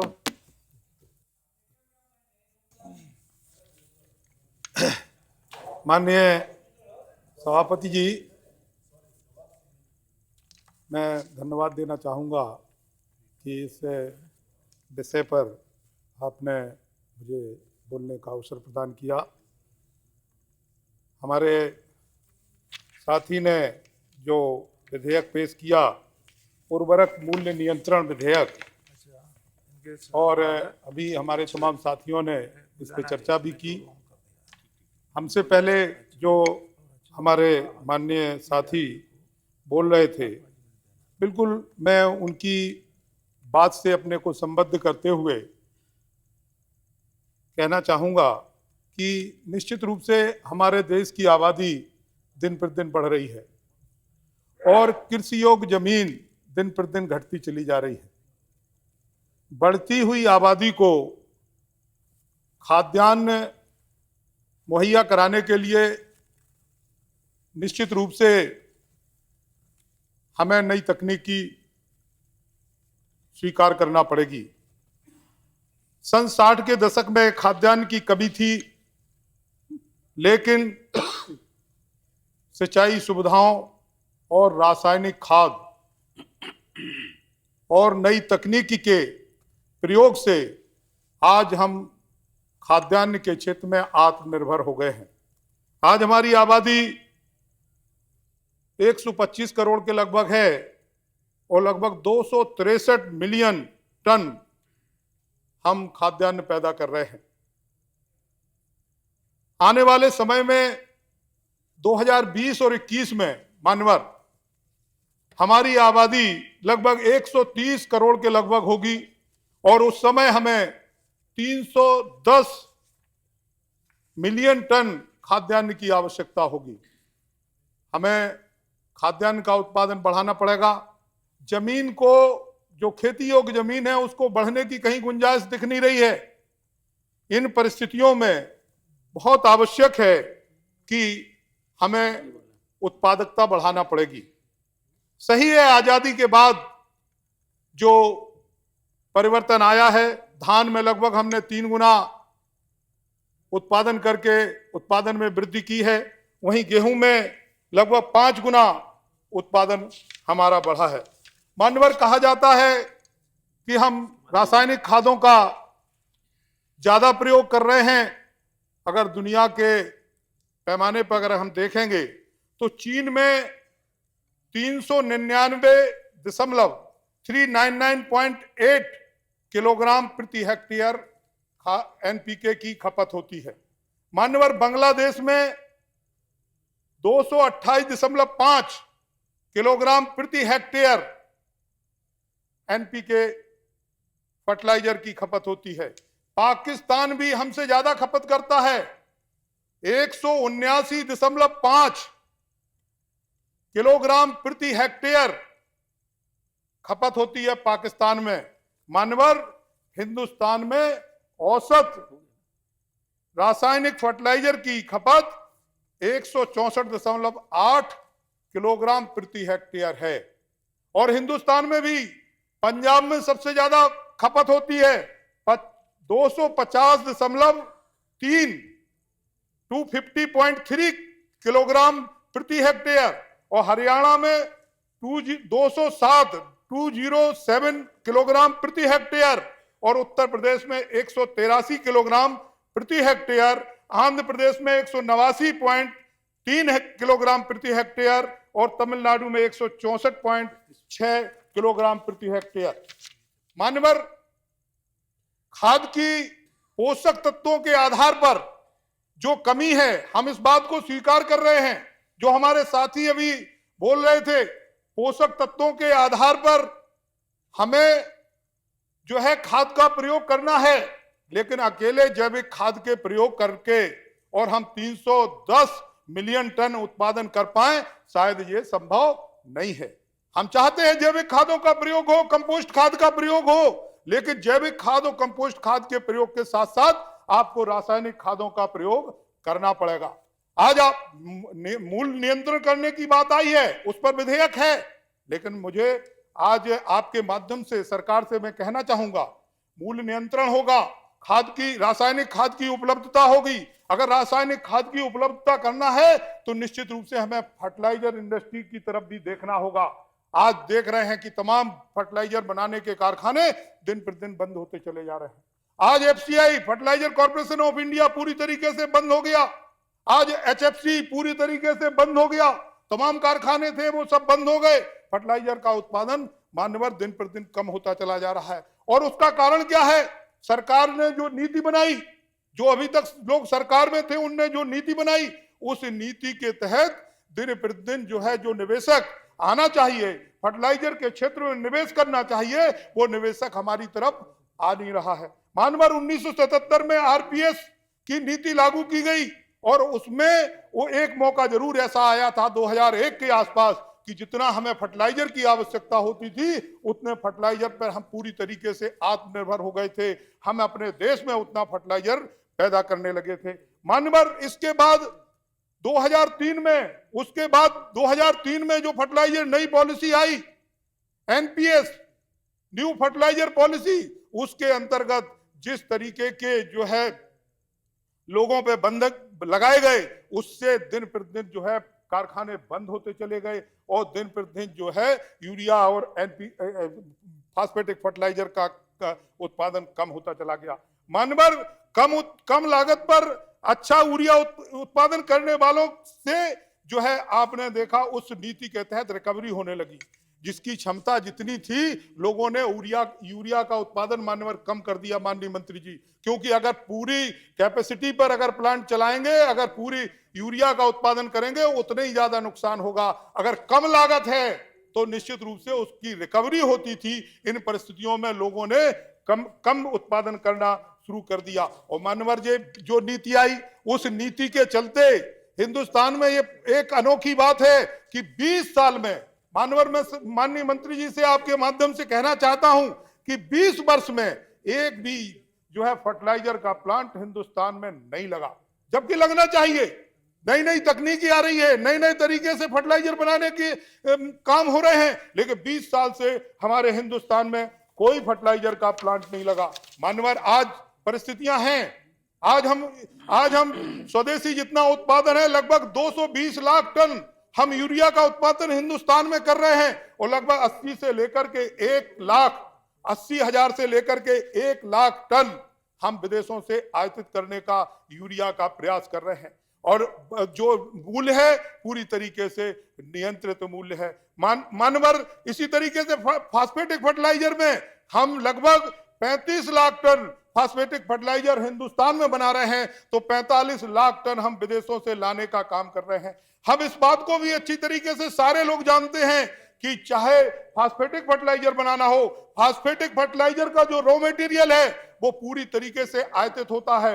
Rock phosphate हमारे हिंदुस्तान में बहुत कम है, 80% जो है रॉ मटेरियल हम बाहर से खरीद करके लाते हैं। Phosphoric acid, sulphuric acid, ammonia, तमाम प्रकार जिस प्रकार से जो है हम जो है डीएपी और एनपीके बनाने का काम करते हैं, वो सारा का सारा विदेशों से खरीद के लाते हैं। जब इंटरनेशनल मार्केट में रेट बढ़ेगा तो निश्चित रूप से जो है लागत निश्चित रूप से बढ़ेगी। इसी तरीके से मानवर में आपसे कहना चाहता हूं कि आज बहुत आवश्यकता है इस बात की कि हमारी फर्टिलाइजर इंडस्ट्री बंद ना हो। इसके लिए हमें पूरी तरीके से इस बात पर प्रयास करना होगा कि जो रॉ मटेरियल है, भले ही जो है हमारा रॉ मटेरियल जो यूरिया बनाने में लगता है, यूरिया बनाने में गैस, नेचुरल गैस की आवश्यकता होती है, ईंधन के रूप में, रॉ मटेरियल के रूप में, दोनों तरीके से हमारे गैस की आवश्यकता होती है। और उस गैस में हमने जो है दिन प्रतिदिन लगातार कीमत बढ़ती चली जा रही है। अगर गैस की कीमत बढ़ेगी, गैस की कीमत बढ़ेगी और हम सस्ता फर्टिलाइजर देने का प्रयास करेंगे तो निश्चित रूप से सब्सिडी का हमें जो है प्रायोजन बढ़ाना पड़ेगा। हम अगर चाहें कि हम सस्ते दरों पर किसानों को फर्टिलाइजर उपलब्ध कराएं और जो है गैस की कीमत बढ़ती जाए, हम जो है सब्सिडी ना बढ़ाएं, तो ये नहीं हो सकता मानवर। या तो जो है कारखाने बंद हो जाएंगे या किसानों को जो है फर्टिलाइजर सस्ते दरों पर उपलब्ध नहीं हो पाएगा। मानवर एनबीएस की पॉलिसी लागू की गई फास्फेटिक फर्टिलाइजर में, न्यूट्रिएंट बेस्ड फर्टिलाइजर में, और निश्चित रूप से हम इस बात को स्वीकार करने के लिए तैयार हैं कि जहां 11,500 रुपए जो है एमआरपी थी, वो जाकर के आज 22,500 रुपए एमआरपी हो गई है। ये सही बात है, लेकिन हमने कहा जब इंटरनेशनल मार्केट में रॉ मटेरियल की कीमत बढ़ेगी तो निश्चित रूप से कीमतें बढ़ेगी। इसलिए हम आज के मौके पर आपसे कुछ सुझाव देने का निवेदन करना चाहते हैं। मानवर, आपसे हम आज के मौके पर यही अनुरोध करना चाहते हैं कि सरकार को ऐसी नई पॉलिसी लाना चाहिए जिसके तहत तमाम निवेशक, जो दुनिया भर के निवेशक आए, वो हिंदुस्तान में आकर के फर्टिलाइजर के कारखाने लगाएं, जिससे कि हम यूरिया और फास्फेटिक फर्टिलाइजर पर पूरी तरीके से आत्मनिर्भर बन सकें। मानवर, मैं आपके माध्यम से माननीय मंत्री जी से निवेदन करना चाहता हूं कि WTO के दबाव में जो प्रयास हो रहा है कि किसानों से सब्सिडी वापस कर ली जाए, उस पर निश्चित रूप से माननीय मंत्री जी उनके दबाव में आने की आवश्यकता नहीं है। आप विभिन्न क्षेत्रों में 10-10 हजार करोड़ की सब्सिडी दे रहे हैं। अगर किसान को 1 लाख करोड़ या 1.5 लाख करोड़ की सब्सिडी देना पड़ेगी, कोई बड़ी बात नहीं है। इस हिंदुस्तान के किसान की कायाकल्प हो जाएगा, हिंदुस्तान के किसान की हालत सुधर जाएगी। मानवर, हम आपसे आज के मौके पर एक और अनुरोध करना चाहते हैं कि एनबीएस की पॉलिसी जिस तरीके से फास्फेटिक फर्टिलाइजर में लागू की, आप ला सकते हैं, लेकिन जो हमारे साथी ने कहा, चाहे उनकी सब्सिडी आप किसानों के खाते में सीधी दे दें, चाहे जो दे दें, लेकिन सब्सिडी पे बोझ बढ़ेगा, क्योंकि रॉ मटेरियल की कीमत बढ़ रही है, इसलिए सब्सिडी पे बोझ बढ़ेगा। आपको गैस उपलब्ध कराना पड़ेगी। माननीय प्रधानमंत्री जी आसपास के, सर एक मिनट और, आसपास के देशों में यात्रा कर रहे हैं, आसपास के देशों में, चाहे बांग्लादेश हो, चाहे जो है पाकिस्तान हो, या विभिन्न देशों में जहां गैस की उपलब्धता है, उनसे गैस लेकर के हमें जो है निश्चित रूप से यहां जो है प्लांट लगाना चाहिए। हमने ओमान में प्लांट लगाया था जब मानवर आपकी ही सरकार थी, एनडीए की सरकार थी, उस समय हमने ओमान में इफको क्रिप्को ने मिलकर के प्लांट लगाया था। आज 20 लाख टन उत्पादन जो है हिंदुस्तान में ला करके हम देने का काम कर रहे हैं, और मानवर 10 साल में हिंदुस्तान की सरकार को 20,000 करोड़ रुपए का सब्सिडी में फायदा हुआ है, क्योंकि वहां गैस हमें सस्ती मिल रही थी। इसलिए हम आपसे आज के मौके पर कहना चाहते हैं कि निश्चित रूप से हमें ये प्रयास करने चाहिए। मानवर, हम आपसे एक और निवेदन करना चाहते हैं कि यूरिया का प्रयोग विभिन्न क्षेत्रों में होता है, किसान के अलावा तमाम प्रकार के फर्टिलाइजर में भी प्रयोग होता है, और लोग 2-2 बार सब्सिडी ले लेते हैं। एक यूरिया सब्सिडाइज रेट पे यूरिया मिल जाता है, और दूसरा जब फर्टिलाइजर तैयार करके बाजार में बेचते हैं, उसमें भी सब्सिडी लेने का काम करते हैं। हम चाहते हैं किसी भी व्यक्ति को 2 तरीके की सब्सिडी नहीं मिलना चाहिए। यूरिया अगर किसान खरीदता है, उसको सब्सिडी वाले रेट पे आप नियंत्रित रेट पे दीजिए, अगर जो दूसरे तरीके से बाजार में दूसरे काम के लिए खरीदता है, उसको निश्चित रूप से पूरे दाम पे जो है उपलब्ध होना चाहिए। मानवर, हमें उत्पादन बढ़ाने के लिए इंडस्ट्री चलाना बहुत जरूरी है, इसलिए राष्ट्रीय महत्व की इंडस्ट्री के रूप में घोषित करना चाहिए। और मानवर, मैं आपसे आज के मौके पर निवेदन करना चाहता हूं कि हिंदुस्तान का किसान इससे ज्यादा रेट पर फर्टिलाइजर खरीदने की पोजीशन में नहीं है, क्योंकि जो है उस पर खेती की लागत बहुत ज्यादा आ रही है, और जो है जो उसको एमएसपी है वो कम मिल रहा है। हमें पूरी उम्मीद है कि मानवर, आपके माध्यम से माननीय मंत्री जी, इस देश की सरकार निश्चित रूप से फर्टिलाइजर पर ऐसी पॉलिसी लाएगी, ऐसी नीति लागू करेगी जहां किसानों का फायदा होगा, वहीं देश में पूरी तरीके से रासायनिक खादों के रूप में आत्मनिर्भर बनेगा। हम एक निवेदन और करना चाहते हैं कि मानवर, मिट्टी का परीक्षण कराना बहुत जरूरी है, मिट्टी का परीक्षण कराना बहुत जरूरी है, क्योंकि अगर मिट्टी का परीक्षण हो जाएगा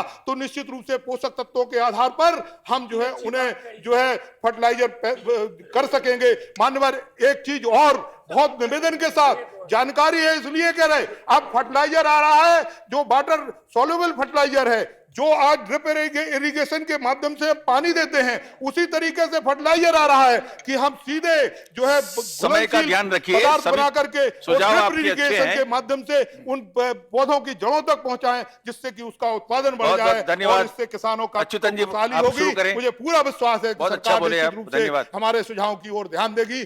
बहुत बहुत धन्यवाद। Thank you, Vice Chairman. No, now one of the main factors of the crisis in agriculture, what yesterday we have discussed, is the rise of the price rise of the fertilizers. And government as a policy for the last some years is cutting down, slashing down the subsidy of the fertilizers also. So this has created a very peculiar situation in our agriculture sector. For fertilizers, the prices is increasing. And because of that, the peasants are in great distress. So I don't know whether government has any alternate program to help the peasants in giving more subsidy for the fertilizers and helping the farmers. And another issue, Comrade C.P. Narayan has dealt it, the issue of FSCT. The FSCT, as you know, the minister knows well, the premier public sector organization in Kerala, and it is in crisis for the last many years. And the last UPA Sarkar has announced some financial packages but didn't materialize it.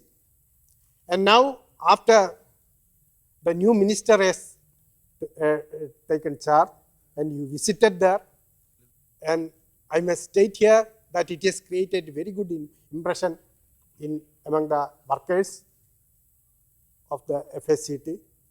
Your approach was very positive and we appreciate it.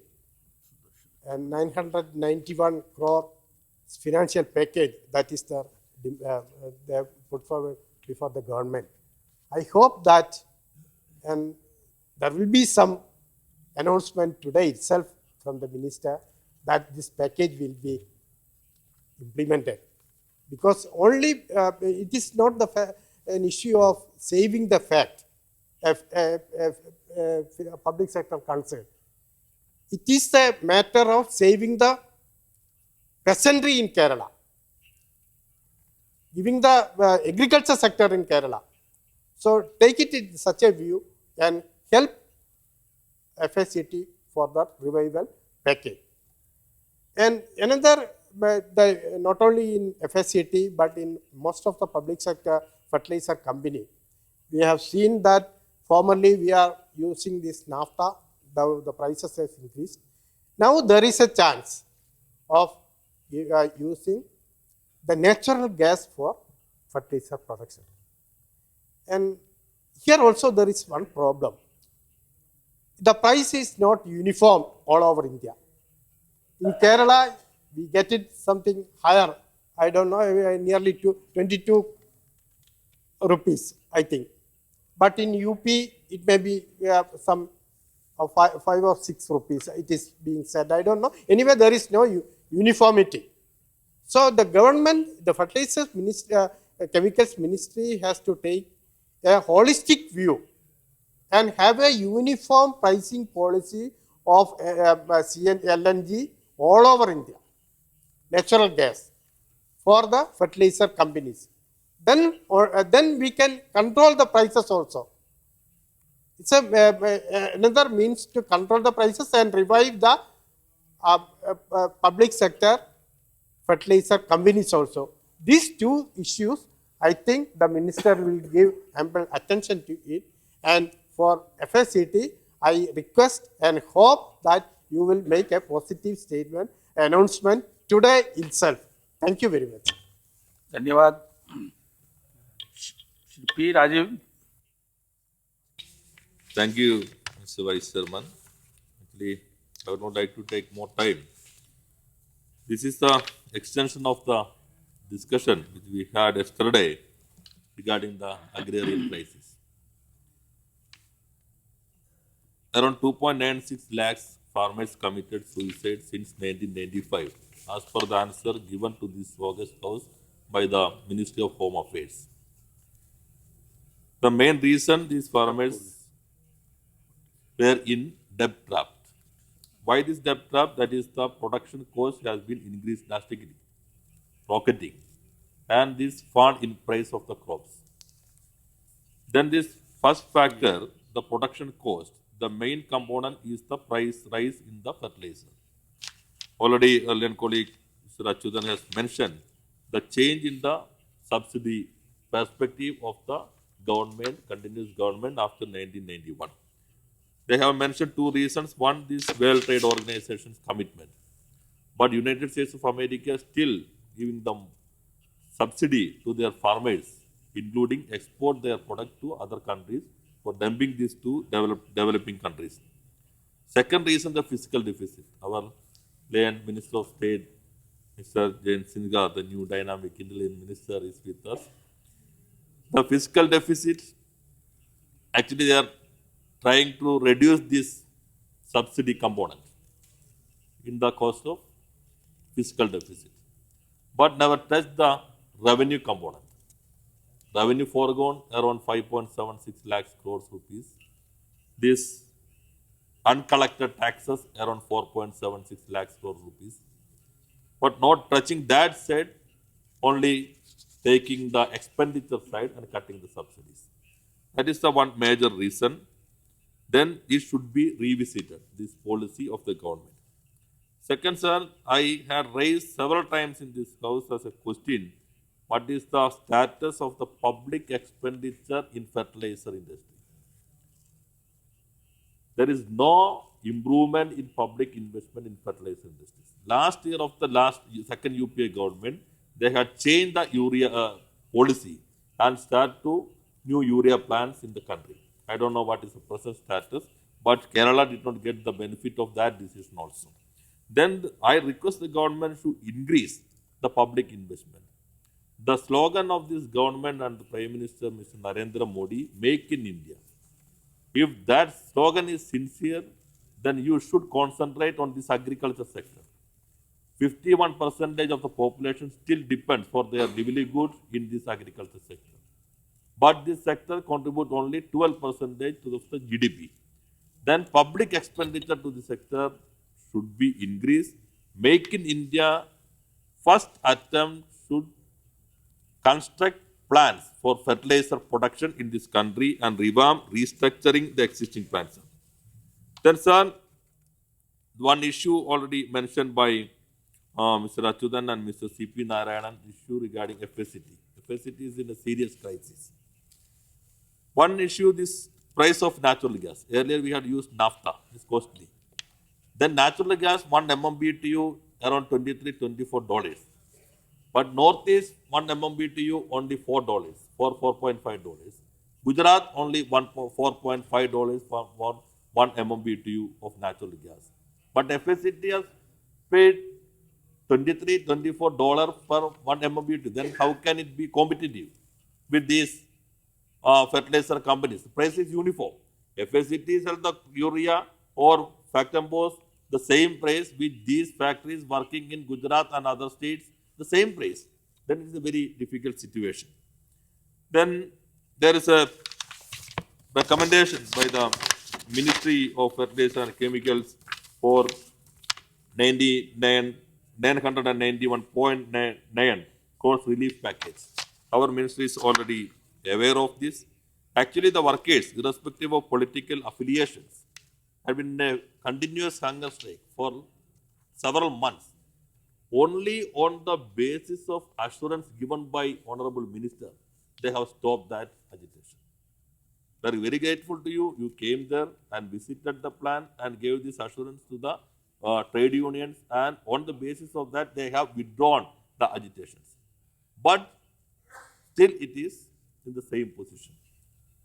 Yes, that is true. You have taken initiative to defer the BIFR sittings on the issue of FSCT.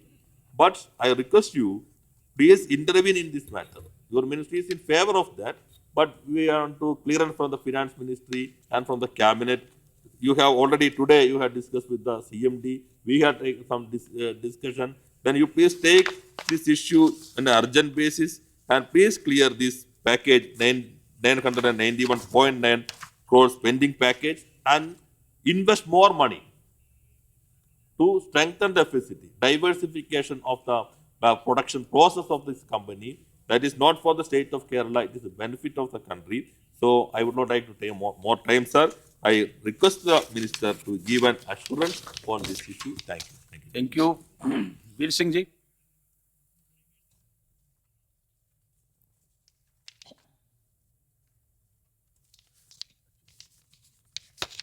माननीय उपसभापति जी, आपने मुझे उर्वरक मूल्य नियंत्रण विधेयक 2013 पर बोलने का अवसर प्रदान किया। मैं आपका धन्यवाद अदा करता हूं। मान्यवर, आज हमारा देश कृषि प्रधान देश है। रासायनिक उर्वरक कृषि क्षेत्र में काफ़ी महत्वपूर्ण भूमिका निभाता है। देश की आज़ादी से पहले जो हमारे देश में अनाज का उत्पादन बहुत ही कम था, किंतु जब से ये रासायनिक खाद व फर्टिलाइज़र का खेती में प्रयोग शुरू हुआ है, उत्पादन काफ़ी मात्रा में बढ़ा है।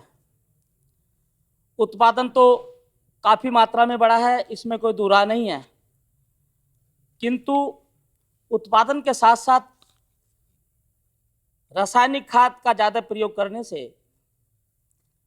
हमारे देश में एक बहुत बड़ी समस्या बढ़ती चली जा रही है।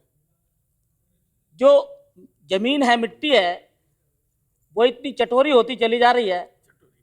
कभी कभी खाद नहीं मिलता,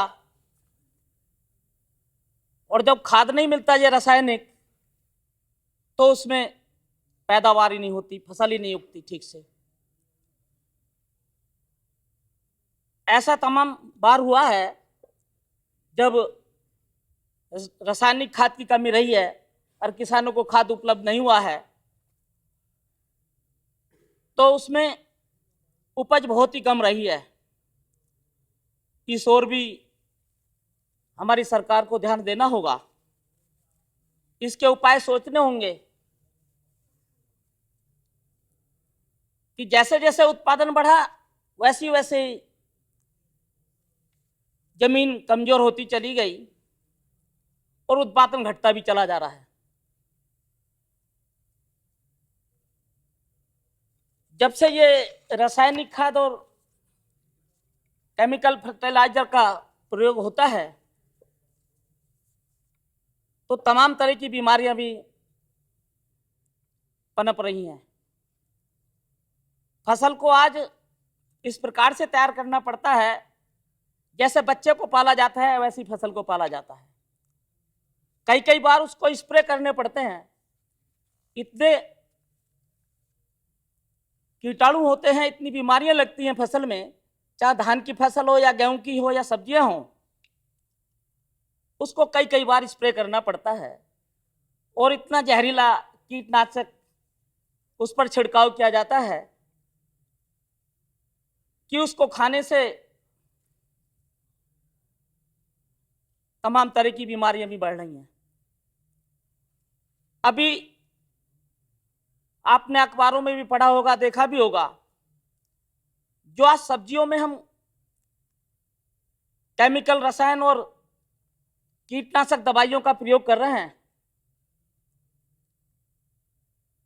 लौकी, करेला या तरबूज, खरबूज के बढ़ाने के लिए, उसको जल्दी तैयार करने के लिए, यहाँ तक भी देखा गया, सुना गया है कि लौकी के डंठल में अगर इंजेक्शन लगा देते हैं तो जो 1 हफ्ते में तैयार होती है लौकी, वो 2 दिन में तैयार हो जाती है। उसी प्रकार से तरबूज भी। तो ऐसी सब्जियों को खाकर तमाम बीमारियां पनप रही हैं। इसके साथ साथ जैसे चारा है, पशुओं का चारा, जैसे बरसिंग है, जई है, उसमें हम रासायनिक खाद ज्यादा डालते हैं। वो तैयार तो बहुत जल्दी हो जाता है, पर उस चारे को जो हम पशु को खिलाते हैं, गाय और भैंस को, और उससे जो दूध मिलता है, तो वो उस दूध में वो बात नहीं है जो पहले बिनोला या गुड़ खा करके दूध प्राप्त होता था, वो आज जैसा चारा आज खिलाया जाता है। तो इससे भी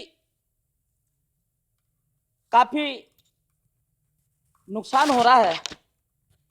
इसके साथ साथ पहले आपने देखा होगा कि तमाम ऐसी जड़ी बूटियां उगती थीं जिनका देसी इलाज होता था। उन जड़ी बूटियों से तमाम इलाज होते थे। तो इस रसायन उर्वरक से उधर भी थोड़ा नुकसान हुआ है, जड़ी बूटियां भी समाप्त हुई हैं। हाँ, रसायन मिलना चाहिए, कीमतें बढ़ती चली जा रही हैं और कीमतें उसके अनुरूप ज्यादा बढ़ रही हैं। जो उत्पादन लागत आती है उतना किसान को उसका मूल्य नहीं मिलता। इस पर कल काफी चर्चा हुई थी सदन में, बड़े पैमाने पर चर्चा हुई थी। हम उर्वरकों की कीमतें इतनी बढ़ती चली जा रही हैं, किंतु रासायनिक उर्वरक की कीमत तो बढ़ रही है, यूरिया और एनपीके और डाई की, किंतु उसके साथ साथ हम जो अनाज उत्पन्न होता है उत्पादन लागत के हिसाब से हम उसकी कीमत उधर नहीं बढ़ा रहे, जिससे किसान बहुत बड़े नुकसान में हैं।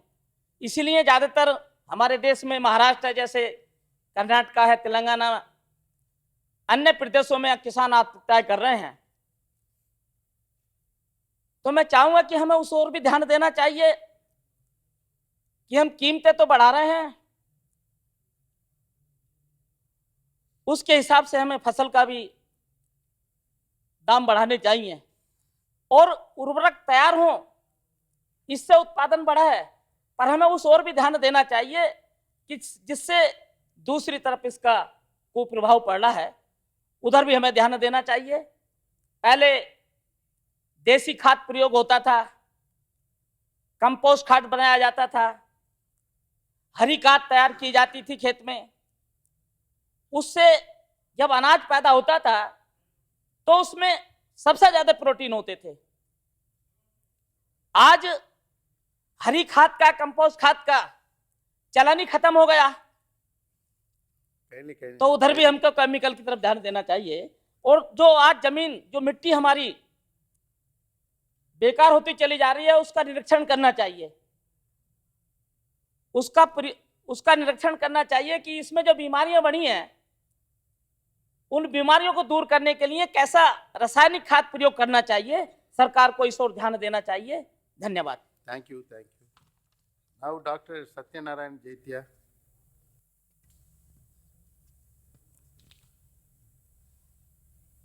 माननीय उपसभापति जी, एक बहुत अच्छे विषय पर चर्चा आरंभ की गई है और ये हमारा सुयोग है कि हमारे दोनों मंत्री, माननीय मंत्री, कृषि मंत्री और रासायनिक खाद्य मंत्री दोनों ही सदन में विद्यमान है, विराजमान है। देश प्रगति करे, विकास की ओर, इसकी सारी कोशिशें हमने की है। हर चीज ज्यादा चाहिए, जल्दी चाहिए, तैयार चाहिए, ये बेहताशा दौड़ सब क्षेत्रों में जारी है और उसके कारण से हम देख रहे हैं कि जो उत्प्रेरक कैटलिक, इसका उपयोग हर जगह ज्यादा हो गया। रासायनिक खाद भी जमीन की जो स्वाभाविक उर्वरक क्षमता है उसको बुस्टअप करता है, उसको बढ़ा देता है। पौध की आकार को बढ़ा देता है, फसल की मात्रा को बढ़ा देता है। परंतु हम जानते हैं कि फसल की मात्रा जब बढ़ेगी तो उसकी गुणात्मकता का ह्रास होगा, कमी होगी, और ये तो होना ही है। हमारी जरूरतें ज़्यादा हो गई है और उसके कारण से एक समय था कि जब हम आयात किया करते थे खाद्यान्न का, हमने इसको आत्मनिर्भर बनाने का काम किया। और जैसा कि कल किसान के बारे में हम बात कर रहे थे, उसमें हमने कहा था कि तेजी से हम काम कर रहे हैं। कुछ प्रदेशों ने बढ़ चढ़ करके इसमें काम किया है।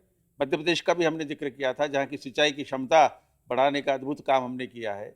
हमने ट्रांस बेसिन वाटर और पानी लाने के लिए नदियों का अंतरण करने का काम किया है। हमने वहाँ पर किसानों को सुविधा देने का काम किया है। वहाँ की सरकार को कृषि कर्मण पुरस्कार देने का काम किया और ठीक है, बहुत अच्छा हो गया।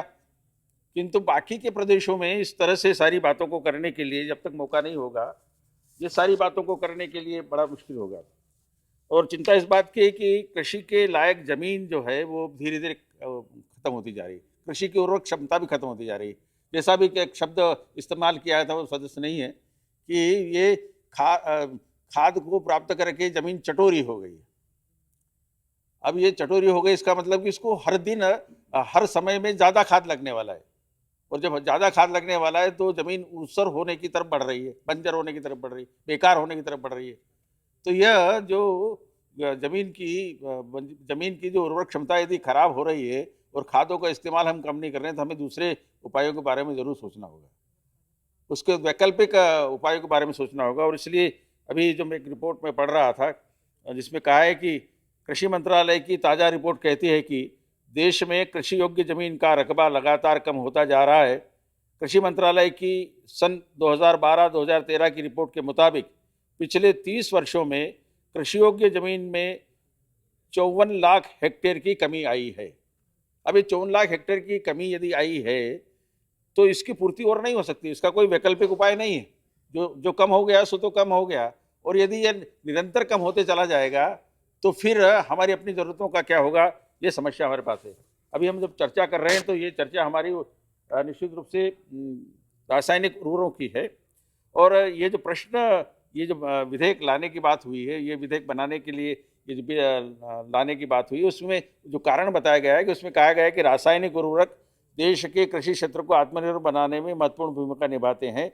जैसा कि योजना आयोग के कार्य समूह ने उचित ही कहा है कि कृषिगत उत्पादकता अत्यंत महत्वपूर्ण रूप से प्राथमिक, माध्यमिक और सूक्ष्म पोषक तत्वों के इष्टतम इस्तेमाल पर निर्भर करती है, और इसलिए सरकार की भूमिका किसान को उचित समय और वहनीय कीमतों पर सभी प्रकार के पोषक तत्व उपलब्ध कराने में और भी अधिक महत्वपूर्ण हो जाती है। और आगे कहा है कि ये सारी बातों का जिस प्रकार से जो प्रश्न है वो यह है कि यूरिया तो सरकार के नियंत्रण में है, और उसमें कहा है कि भारतवर्ष ने 1992 तक सभी उर्वरकों के लिए नियंत्रित मूल्य की प्रणाली अपनाई थी, जिसके बाद सरकार ने फास्फेट आधारित और पोटाश आधारित P&K उर्वरकों के मूल्य को नियंत्रण मुक्त कर दिया। समस्या ये है, अब केवल यूरिया ही नियंत्रण मूल्य पर मिलने वाला एकमात्र उर्वरक है, और इससे संवैधानिक अधिसूचित एक समान विक्रय मूल्य पर बेचा जाता है।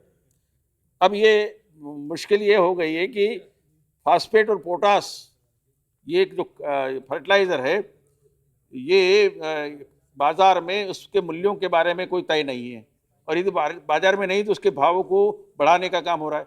यूरिया एक ऐसा है जो कि चाहे अनचाहे इसको उत्पादन बढ़ाने के लिए ज़रूरत हो या ना ज़रूरत हो, उसको उपयोग करने के लिए किसान इस्तेमाल करता है, और इसलिए यूरिया का उपयोग बढ़ गया है। और ये पोटाश और जो फास्फेट है, इस खाद का उपयोग निरंतर कम होते जा रहा है। इसके कारण से धरती के अंदर जो आवश्यक तत्व पोटाश और नाइट्रोजन के होना चाहिए, पोटाश के और फास्फेट के होना चाहिए, वो निरंतर कम होते चले जा रहे हैं, और उसकी पूर्ति करना असंभव है। अब ये जिस प्रकार की फसल होगी उसी प्रकार की खाद की ज़रूरत है, परंतु हर चीज़ में यदि यूरिया का इस्तेमाल किया जाएगा तो निश्चित रूप से वो सारा संतुलन बिगड़ जाएगा, और उसके कारण से एक तो खाद की खपत बढ़ेगी, उसमें से उत्पादन भी बिगड़ेगा, और उसका जिस प्रकार की गुणवत्ता होना चाहिए वो नहीं आ पाएगा। इसलिए समस्या ये है कि फास्फेट और पोटाश जैसे पोषक तत्वों के प्रयोग और मिट्टी की उत्पादकता में असंतुलन उत्पन्न हुआ है। उर्वरकों की खपत में असंतुलन को दूर करने हेतु सरकार ने कुछ उपाय भी किए थे, किंतु ये सारे उपाय कारगर नहीं हुए हैं, और इसलिए उर्वरकों का मूल्य निर्धारण एक ऐसा महत्वपूर्ण क्षेत्र है जिसमें लिए गए निर्णयों का देश के कृषि क्षेत्र की दीर्घकालीन उस पर पड़ सकता है प्रभाव। इसलिए पोषक तत्व आधारित राष्ट्र सहायता नीति को वापस लेना तथा उर्वरकों के अधिकतम खुदरा मूल्य तय करने का काम सरकार करे, ये मांग की गई है।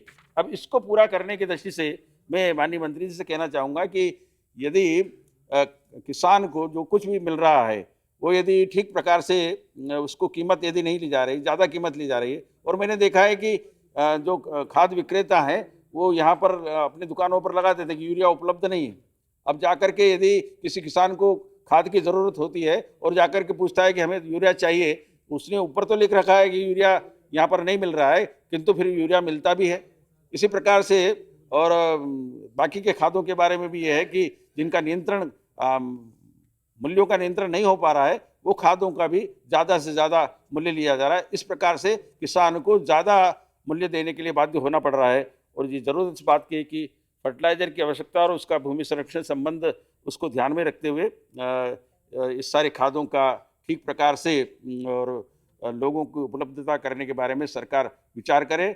और जिस प्रकार का केवल यूरिया के बारे में जैसा कहा गया है, उसे अन्य फर्टिलाइजर के बारे में भी किया जाए, उसके ऊपर MRP लिखा जाए, उसमें क्या क्या कंटेंट है उसके टेस्ट किए जाएं।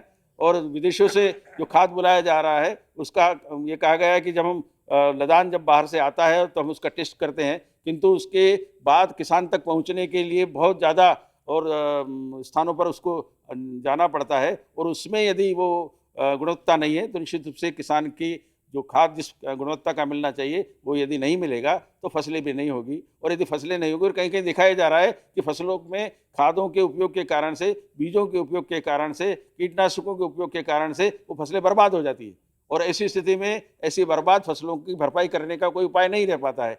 तो किसान को इस प्रकार की मार न सहना पड़े, उनको इस प्रकार की कठिनाइयों का सामना न करना पड़े, इसलिए बहुत ज़्यादा जरूरी है कि किसानों के हित में, देश के हित में, उत्पादन के हित में और इस प्रकार का नियंत्रण करने का काम करे। और मैं कहना चाहूँगा कि क्योंकि किसान को कितना खाद चाहिए यह उसके खेती के रकबे पर निर्भर करता है, कितनी सिंचित भूमि उसके पास है यह भी रहता है। और यदि किसान को खाद जिस प्रकार से हम और खाद्यान्न का वितरण करने का काम करते हैं, उसी प्रकार से किसान को उसकी आवश्यकता के अनुसार और खाद यदि इस प्रकार से खुदरा मूल्य पर यदि मिलने का काम यदि हम खाद्यान्न के वितरण की तरह से ही, राशन की तरह से ही उसको देने का काम करेंगे खाद्यान्न की उपयोगिता के आधार पर, तो निश्चित रूप से किसान को सही समय पर सही खाद सही मूल्य पर मिलने का काम होगा। और उसके कारण से किसान को सहूलियत होगी और किसान अपना उत्पादन ठीक कर सकेगा। सबसे बड़ी किसान की कल जो परेशानी थी जिस पर हम चर्चा कर रहे थे, उसमें ये था कि किसान आत्महत्या कर रहा है।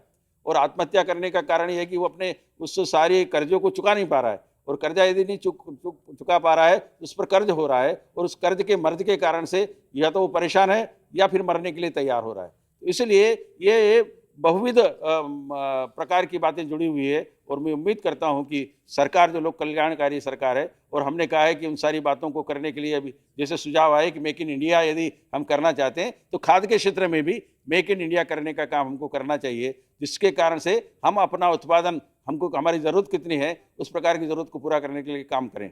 फिर खेतों में किस प्रकार की मिट्टी का परीक्षण करना है, कितनी उसको ज़रूरत है, इस प्रकार के प्रयोग करने के लिए किसान को सुविधा ऐसे किट उपलब्ध कराना चाहिए जिसके कारण से उसको पता लगे कि मेरे खेत में किस बात की तत्व की कमी है, किस प्रकार की मिनरल की कमी है, उसकी पूर्ति करने के लिए कौन से खाद की जरूरत होने वाली है। ये हम जरूर कहते हैं कि इस प्रकार की सारी प्रणाली स्थापित की गई है, किंतु वह सफल नहीं है, उसको ज़्यादा प्रभावी करने की आवश्यकता है। और यदि हमने किसान के लिए इस प्रकार की जाँच करने के लिए या मोबाइल लेबोरेटरी बना करके लगातार जिस प्रकार की मोबाइल व्यवस्थाएं हम स्वास्थ्य के लिए दे सकते हैं, तो खेती के स्वास्थ्य की दृष्टि से भी ये ज़्यादा जरूरी होगा कि हम किसान को इस प्रकार के परीक्षण की सुविधा उसके खेत के ऊपर उपलब्ध कराएं। क्योंकि हम जानते हैं कि विज्ञान को जब तक हम खेतों तक नहीं ले जाएंगे, निश्चित रूप से अच्छी गुणवत्ता का अनाज पैदा करना हमारे लिए मुश्किल होगा। और जब अच्छे गुणवत्ता का अनाज पैदा करना मुश्किल होगा हमारे लिए, तो निश्चित रूप से स्वास्थ्य पर भी उसका असर पड़ने वाला है। हम देखते हैं कि जब सब्जियाँ खरीदी जाती है, जब फल खरीदे जाते हैं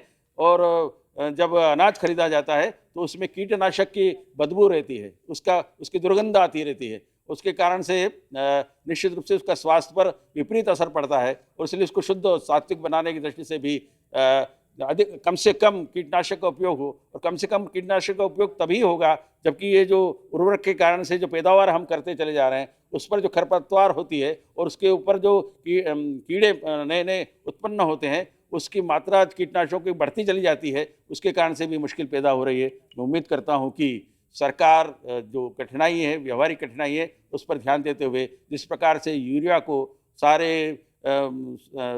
को उपलब्धता कराने के लिए जो उपाय किए गए हैं बाकी के सारे खादों को उपलब्ध कराने की दृष्टि से भी सरकार इस प्रकार का उपाय करेगी और देश हित में, किसानों के हित में और उत्पादन के हित में इस प्रकार के निर्णय करके किसानों को राहत देने का काम करेगी। इतना ही बोलते हुए धन्यवाद। Thank you. Honorable Minister. Thank you very much, sir, for providing me an opportunity to reply to the debate on the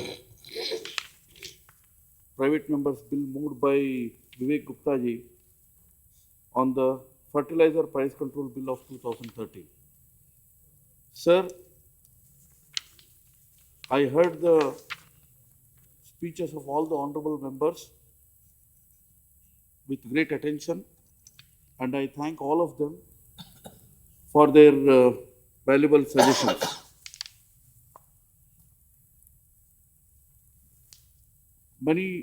The subject matter is very, very important.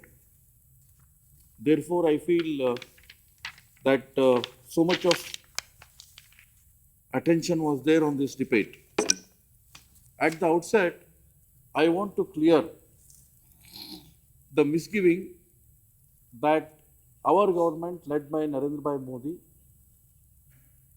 is thinking of doing away with any subsidies. The subsidy directed towards the fertilizers, the subsidy which is given to the farmers and their use of fertilizers indirectly, the subsidy that is given to protect the food security of India. I want to give some figures to the Honorable House, sir, through you. In 2004 and 5, the total expenditure, actual expenditure on subsidy, both P&K fertilizer as well as urea, was 16,127 crore rupees. In 2013 and 14, it was 71,251 crore rupees. And for the benefit of the Honorable House, sir, I want to say that the estimated figures of 2014-15 budget for the expenditure on subsidy on the fertilizers is more than last year's total expenditure, that is 72,070.30 thousand crores. Therefore, our government, led by Narendra Bhai Modi, is with the farmers, with the well-being of the farmers, with the food security of India. I also want to give a good news that many of the honorable members raised this question: what is going to happen to three southern fertilizer companies based on NAFTA? One is Mangalore Chemical Fertilizers, number 2, Madras Fertilizers Limited, number 3, Spic Tuticorin. Day before yesterday, on 10th, we had a cabinet meeting on economic affairs. In that cabinet committee meeting on economic affairs, under the presidentship of Honorable Prime Minister, the CCA decided that to provide subsidy and continue subsidy for all these three NAFTA-based fertilizer companies, so that they can again start functioning. I have not completed my speech, sir. No, let him complete it. Let the minister complete it and you can raise. I have not completed my speech. I am starting my speech. In 2010, the then UPA government had taken a decision that all these three NAFTA-based fertilizer companies should convert themselves into gas-based companies, and so that their subsidy can continue up to 2014 June 30th. As soon as we came in the last week of May, we considered this issue and gave 3 months extension that is July, August and September. And now again, a 100 days extension has been given. We are trying various options how to convert these naphtha-based fertilizer companies into gas-based. The basic reason, sir, if we manufacture urea, 1 ton of urea through naphtha, it is going to cost us to the tune of 43,000 rupees, 43,000 rupees. Whereas the imported urea and the domestically manufactured urea will cost 19,000 to 20,000 rupees. Therefore, there will be a huge burden of 23,000 rupees per ton extra on the national exchequer. But we are trying to find the ways and means to convert. I also understand that it is the responsibility of GAIL to lay the lay the gas pipeline. But unfortunately, many of our honorable MPs from Kerala are here. I had 2 meetings with the Honorable Chief Minister of Kerala on this issue, but Kerala state government is unable to give the right of way for us to lay the pipeline from Cochin terminal to Mangalore and further. These are the issues involved. Therefore, the same thing is applicable to MFL as well as SPIC Tuticorin.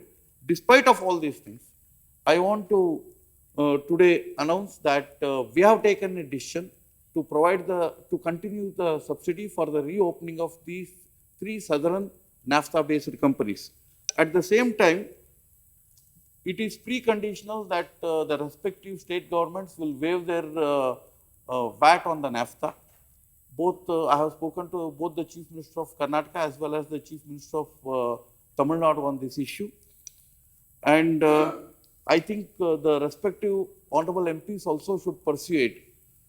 I request your kind indulgence also in this regard. And secondly, the issue that has been raised is very vexatious.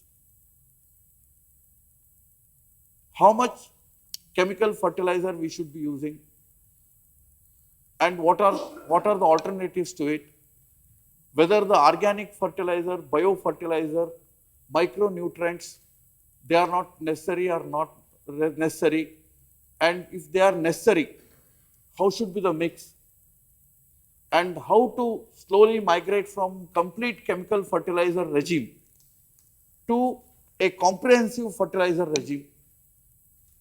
These are all very important issues. I request, sir, that one day both the houses of parliament should deliberate on this issue and throw light for the benefit of the entire country and the farmers of this country. I also want to place on record that the imbalanced fertilization of the country has really been a detrimental thing to the health of the soil. Actually, we need to create more awareness. We need to have soil testing across the country.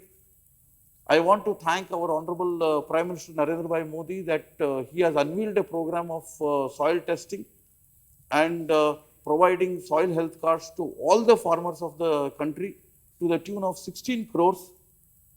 And there is also a program that has been announced in the budget that there will be more than 1,000 soil health, soil testing laboratories across the country, which will be prescribing the farmers what type of the mix of fertilizers to use. But at the same time, I want to take the entire house into confidence, sir, through you, that we should formulate a comprehensive fertilizer policy. We have been dabbling with urea policy. We have been dabbling with new investment policy. We have been dabbling with nutrient-based subsidy policy. Rather than doing these things, urea, P&K fertilizers, organic fertilizers, biofertilizers and micronutrients. Together, taking everything into consideration, we need to formulate a comprehensive fertilizer policy for the country. And I assure you through this house, sir, that our government is going to attempt this policy so that we can take a balanced view about the entire production and distribution, not only distribution, fertilization of our lands and soils across the countries. There are many issues that have been raised.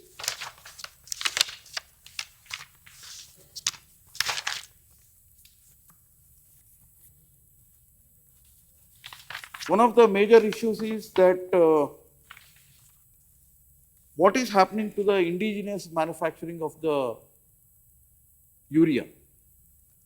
Again, there is a misconception that over the years, the manufacturing and production of urea has reduced. It is not a fact.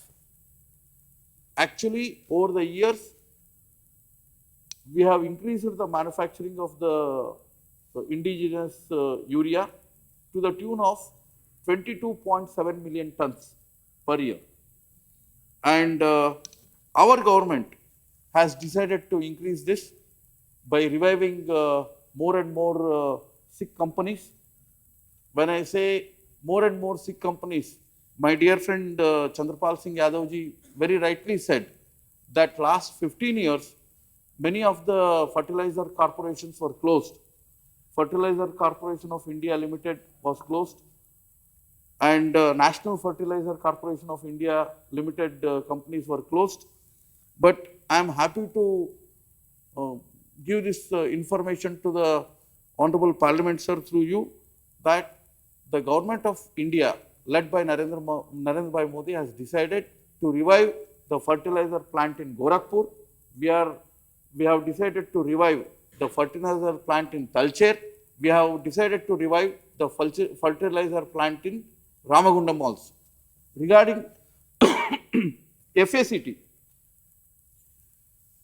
I visited FACT about 5 months back, and I also know that FACT is the first fertilizer company in the country.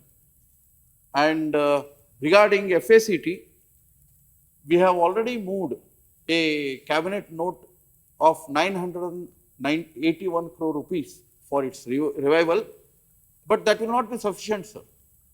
We require two things from the Kerala government. I have already spoken to the Honorable Chief Minister of Kerala, spoken to the Industries Minister and various other important functionaries of Kerala government, that they should be waiving the VAT on naphtha. Wait. Let the minister complete it and then you get anything. And when I suggested this, they have responded immediately, and I thank the state government of Kerala for that, and they have already waived the VAT on naphtha. But with that, there is a huge land of 2,000 acres with FACT. And in 2,000 acres, nearly 127 acres is a lease land, and other remaining land is freehold. But there is a condition, sir. Whenever we want to put up joint ventures, or we want to do a modernization, or we want to monetize that land, we require the Kerala government's permission. If not, the land will reverse back to Kerala government. Therefore, I have already started discussion with the Honorable Chief Minister of Kerala that Government of India is ready to consider the revival of the FACT, provided not only NAFTA, regarding allowing the freehold of land without any conditionality. Regarding that also, I have already started discussion with the Honorable Chief Minister.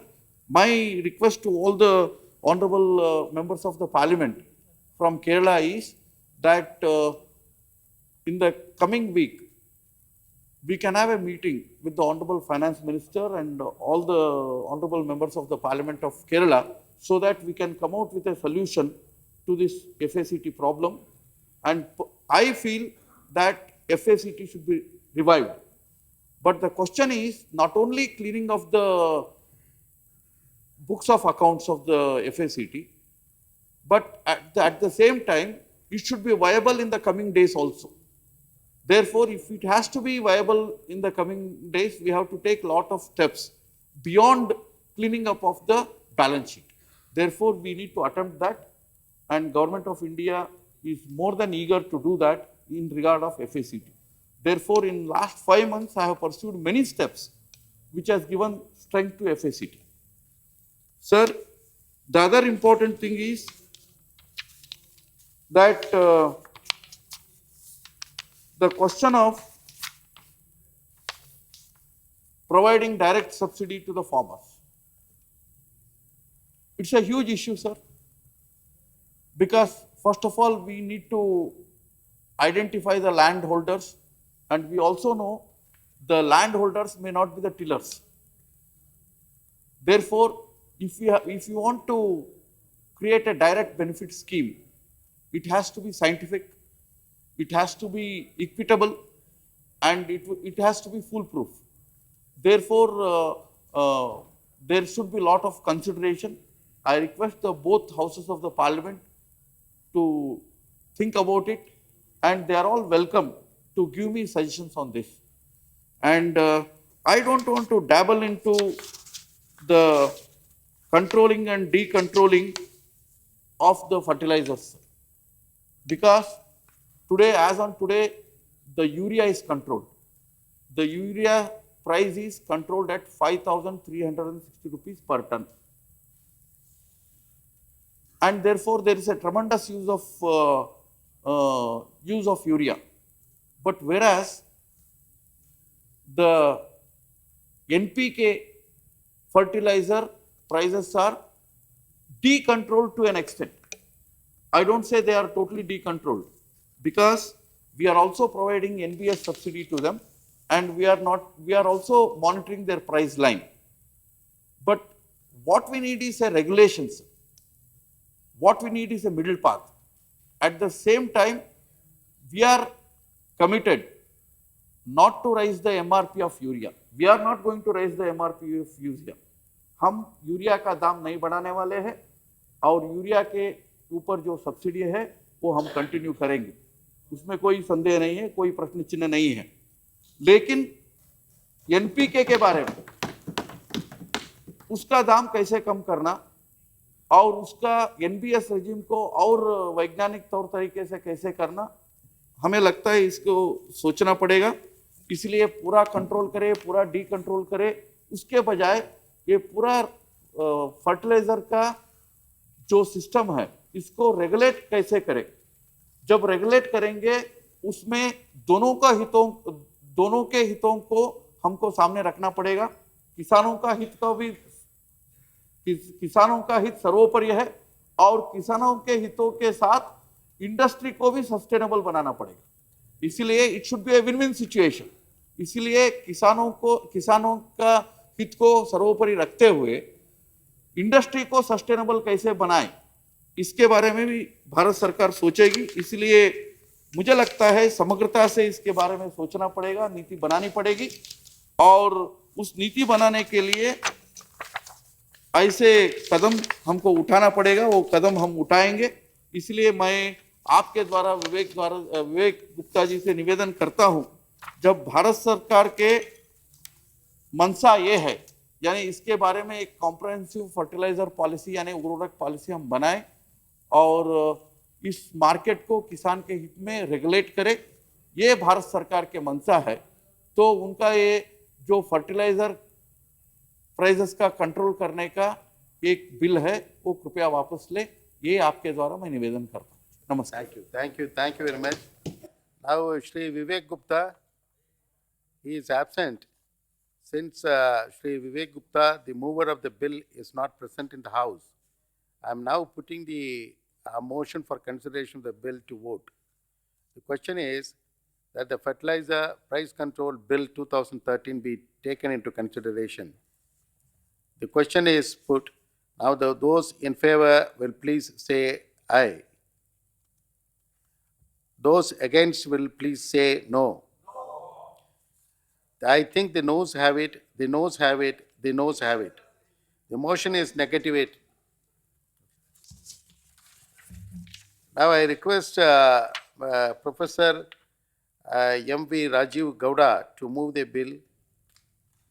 Sir, I beg your permission to introduce the Representation of the People Amendment Bill 2014, a bill further to amend the Representation of the People Act 1951. Now you can move the bill. Introduce the bill. So I introduce the bill. The question is that leave be granted to introduce the bill. Those in favor will please say aye. Those against will please say no. I think the ayes have it, the ayes have it, the ayes have it. Sir, now you can introduce the bill. You say, repeat it. I introduce the bill. Thank you. Now we will take up the next one, that is the Indian Penal Code Amendment Bill 2013. Shri K.N. Balagopal to move a motion for consideration of the Indian Penal Code Amendment Bill 2013. Sir, I already moved. Now I already moved earlier. So I think the discussion I have to. You can continue that discussion if it is so. Sir, thank you, sir, for calling me. But sir, before starting my introduction, sir, it is already 4:30. So if you are the chair and the house is not allowing it to continue to the next day, I cannot, means the discussion will not be concluded and the reply will not be there. That is according to the rules it will be made, but you can continue. But if chair, so it will continue, sir. Yes. Okay, sir. For the next, because it is the next session. Sir, this is related to the IPC, and this is Indian Penal Code Amendment Bill 2013, sir. The intention of this bill is for curbing the corruption and make proper amendment in the existing law to recover the properties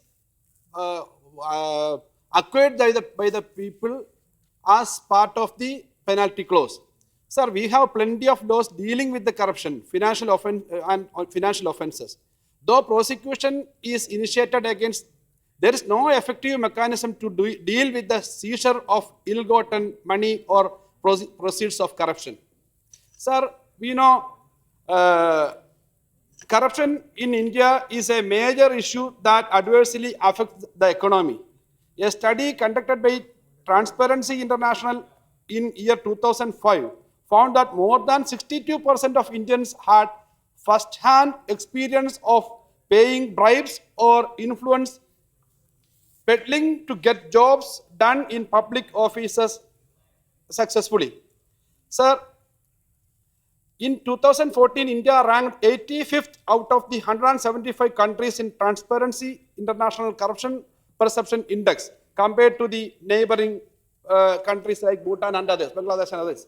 So India's position in corruption is in a very, our picture about our transparency in life and corruption-free society is very bleak, sir. So this government, the present government which came to power, they gave a lot of assurances before the people, and corruption was a major campaign point for the government, and they said that if they are coming to power, the black money menace, huge money in Swiss banks and other banks, they will bring it back within 100 days. 15 lakh per family will be brought back to the country. That was the assurance. But they are not yet done something, but they may be doing something, I hope. Sir, this bill is a private member bill, but I hope the government may take this as an official bill, because this is for completing their slogans. Because, sir, for controlling the corruption, there should be some provision in the penal code to take back the money. Sir, now what is the situation, sir? As per our many clauses in the, the chair is a veteran lawyer. I know you chair knows about many provisions in IPC. Even though I gave two specific amendments on 206 and 207, there are many other provisions related in IPC related to the corruption. 405 is criminal breach of trust. 406, 407, 408 and 408 are connected with the criminal breach of trust. Sir, there is some provision about stolen property in 410 and 411. There is provision about cheating in 415 to other provisions.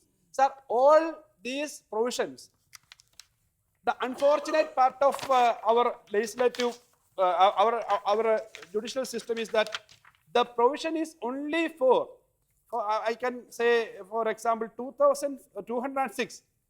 If some kind of corruption is there and some hiding of the property is there, the punishment is only, which may extend to 2 years or with a fine or with both.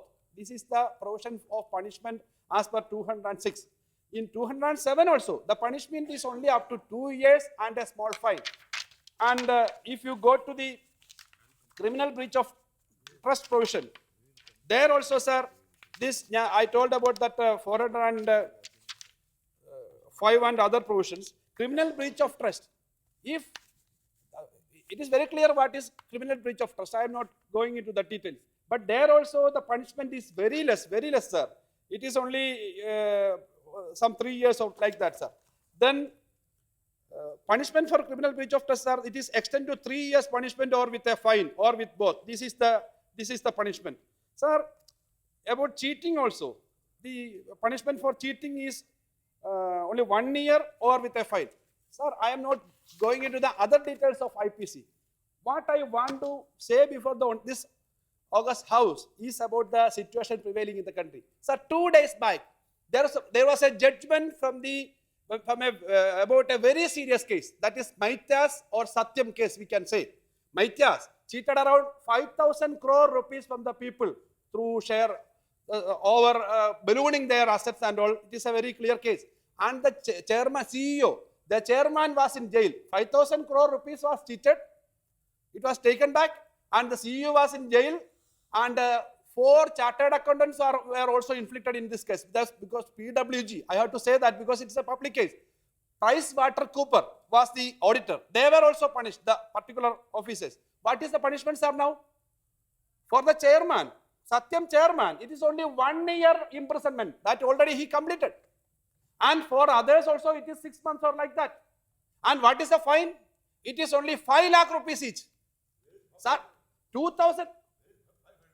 Now, it is 5,000 crores. The money is not taken back. Finally, what will happen? They will come out with the money. It may be in some Binami hands, and they will come and they will do this business. This is the latest case, sir. Now, Sharda scam is there. Honorable Finance Minister in a written reply, replied in this house itself, sir, around 90,000 crore rupees were collected in the last 3 years by non-banking financial institutions. In Bengal, Sharda scam is going, now it is continuing that cases and arrest and inquiry. Sir, Finance Minister said about the Rose Valley company, a chit fund type institution. They collected 15,000 crores in the last 3 years from Bengal. And the Finance Minister himself told in the house that it is only tip of an iceberg. Much more will be there. This is only about Bengal. So we know about the many cases. Sarda chit fund we know. Sahara issue we know. Sahara, the CEO, the main man was in jail. Even he is in jail. Some telephonic or video conferencing facility we are giving, the Tihar jail authorities are giving under the supervision of the Supreme Court. He is contacting with others and collecting 10,000 crores and paying back. Sir, how it is possible? ASI chamber is given and only 10,000. 28,000 crores is collected from the people. After some time, he will also come. As per the provision, maximum is 3 years. If it is a cheating only, it is only 1 year. If it is a breach of trust, it may be 3 years. So he will come back after that, the money will come. That is why the money, not only in Swiss Bank and other places, this money may be there. Binami transactions are there. Sir, I can give an example about Kerala. When we were school students, there was a big scam. Not big like this, but it is a scam of some 50 crore or 100 crore. A filmmaker, a chit fund man, he dissolved because of paper suit diya. So he was arrested, and finally paper suit was filed. He came out. The next month he started a very big 5-star hotel, purchased a 5-star hotel. Now air catering service, he is running air catering services.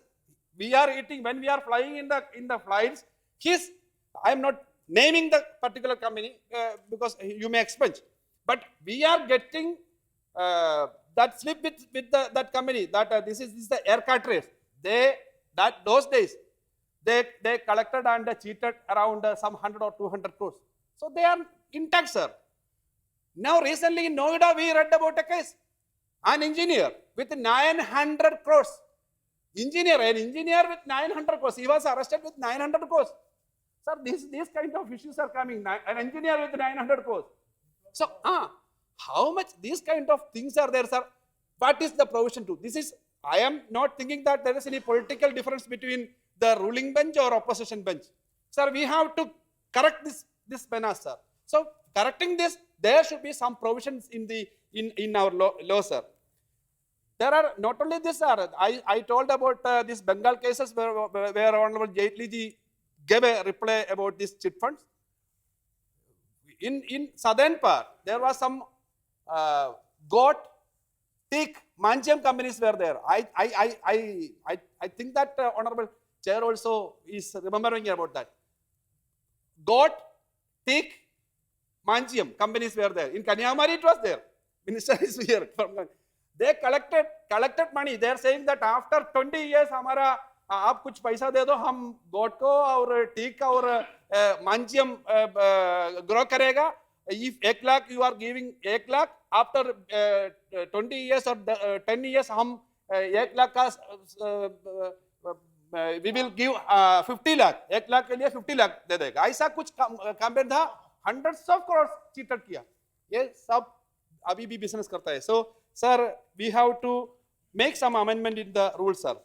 So what I am proposing is, instead of this 3-year fine or 5-year fine or 7-year fine and some penalty, we have to make a provision to recover that money. That is my amendment. Simple amendment. All these provisions we have to say that the provision is just add, sir, with the existing punishment, the words and the property so concealed or transferred or delivered shall be recovered from the person or whom it has been transferred.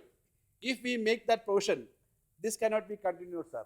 Such a provision is there in Indian. 2 Indian laws are there. Law Minister, I think from the ministry you are taking note of all these things, sir. 2 important laws are there in India.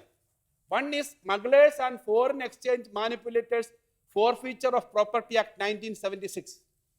SAFEMA Act 1976 is short, that is a short form, SAFEMA Act. Sir, there is a provision. In the preamble itself it says that this is an act to provide for the forfeiture of illegally acquired properties of smugglers and foreign exchange manipulators and for matters connected herewith on incidental thereto. That is the preamble. First sentence starts.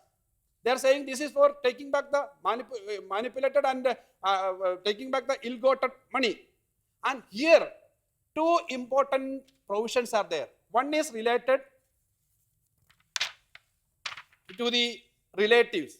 Sir, for the purpose of this act, if some money is taken off smuggling or FEMA, at that time FERA, if some foreign exchange regulation violation is there, if money is with somebody, the provision how this money will be taken back.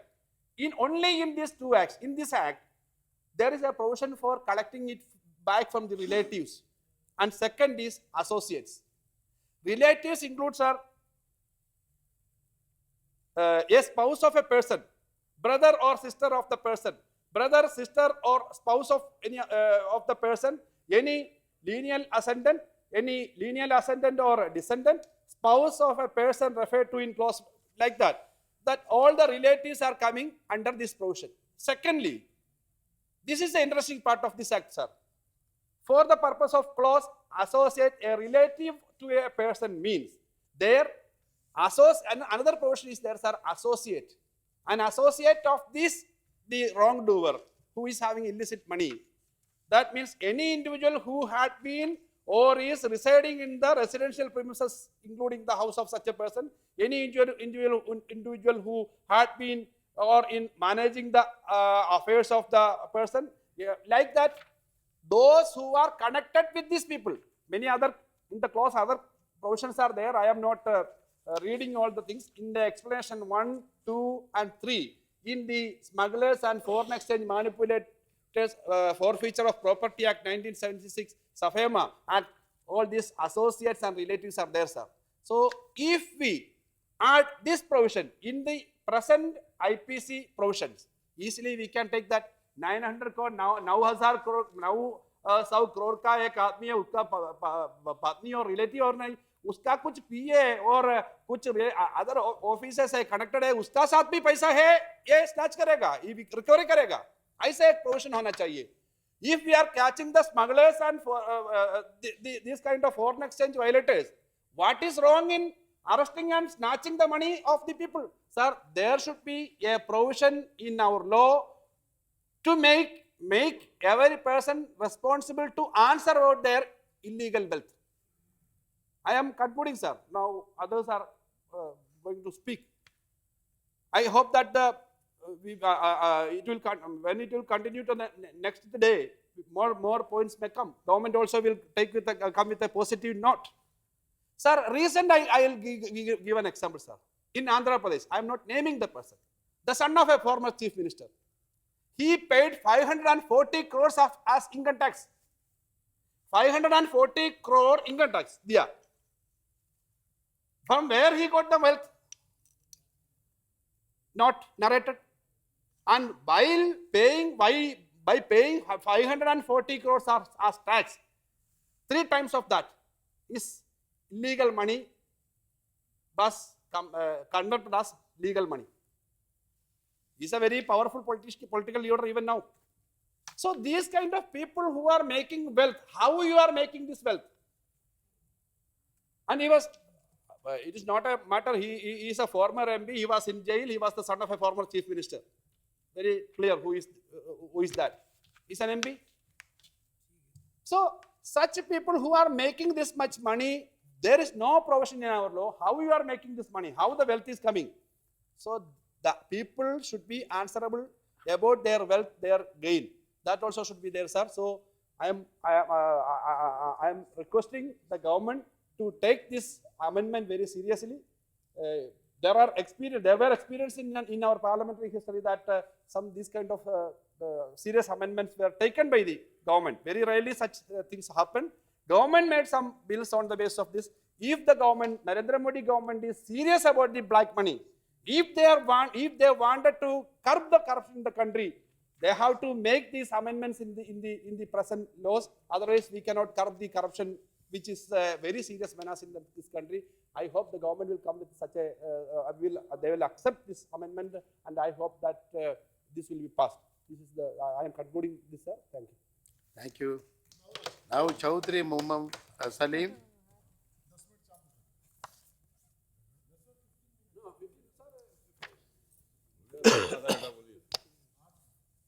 सभापति महोदय,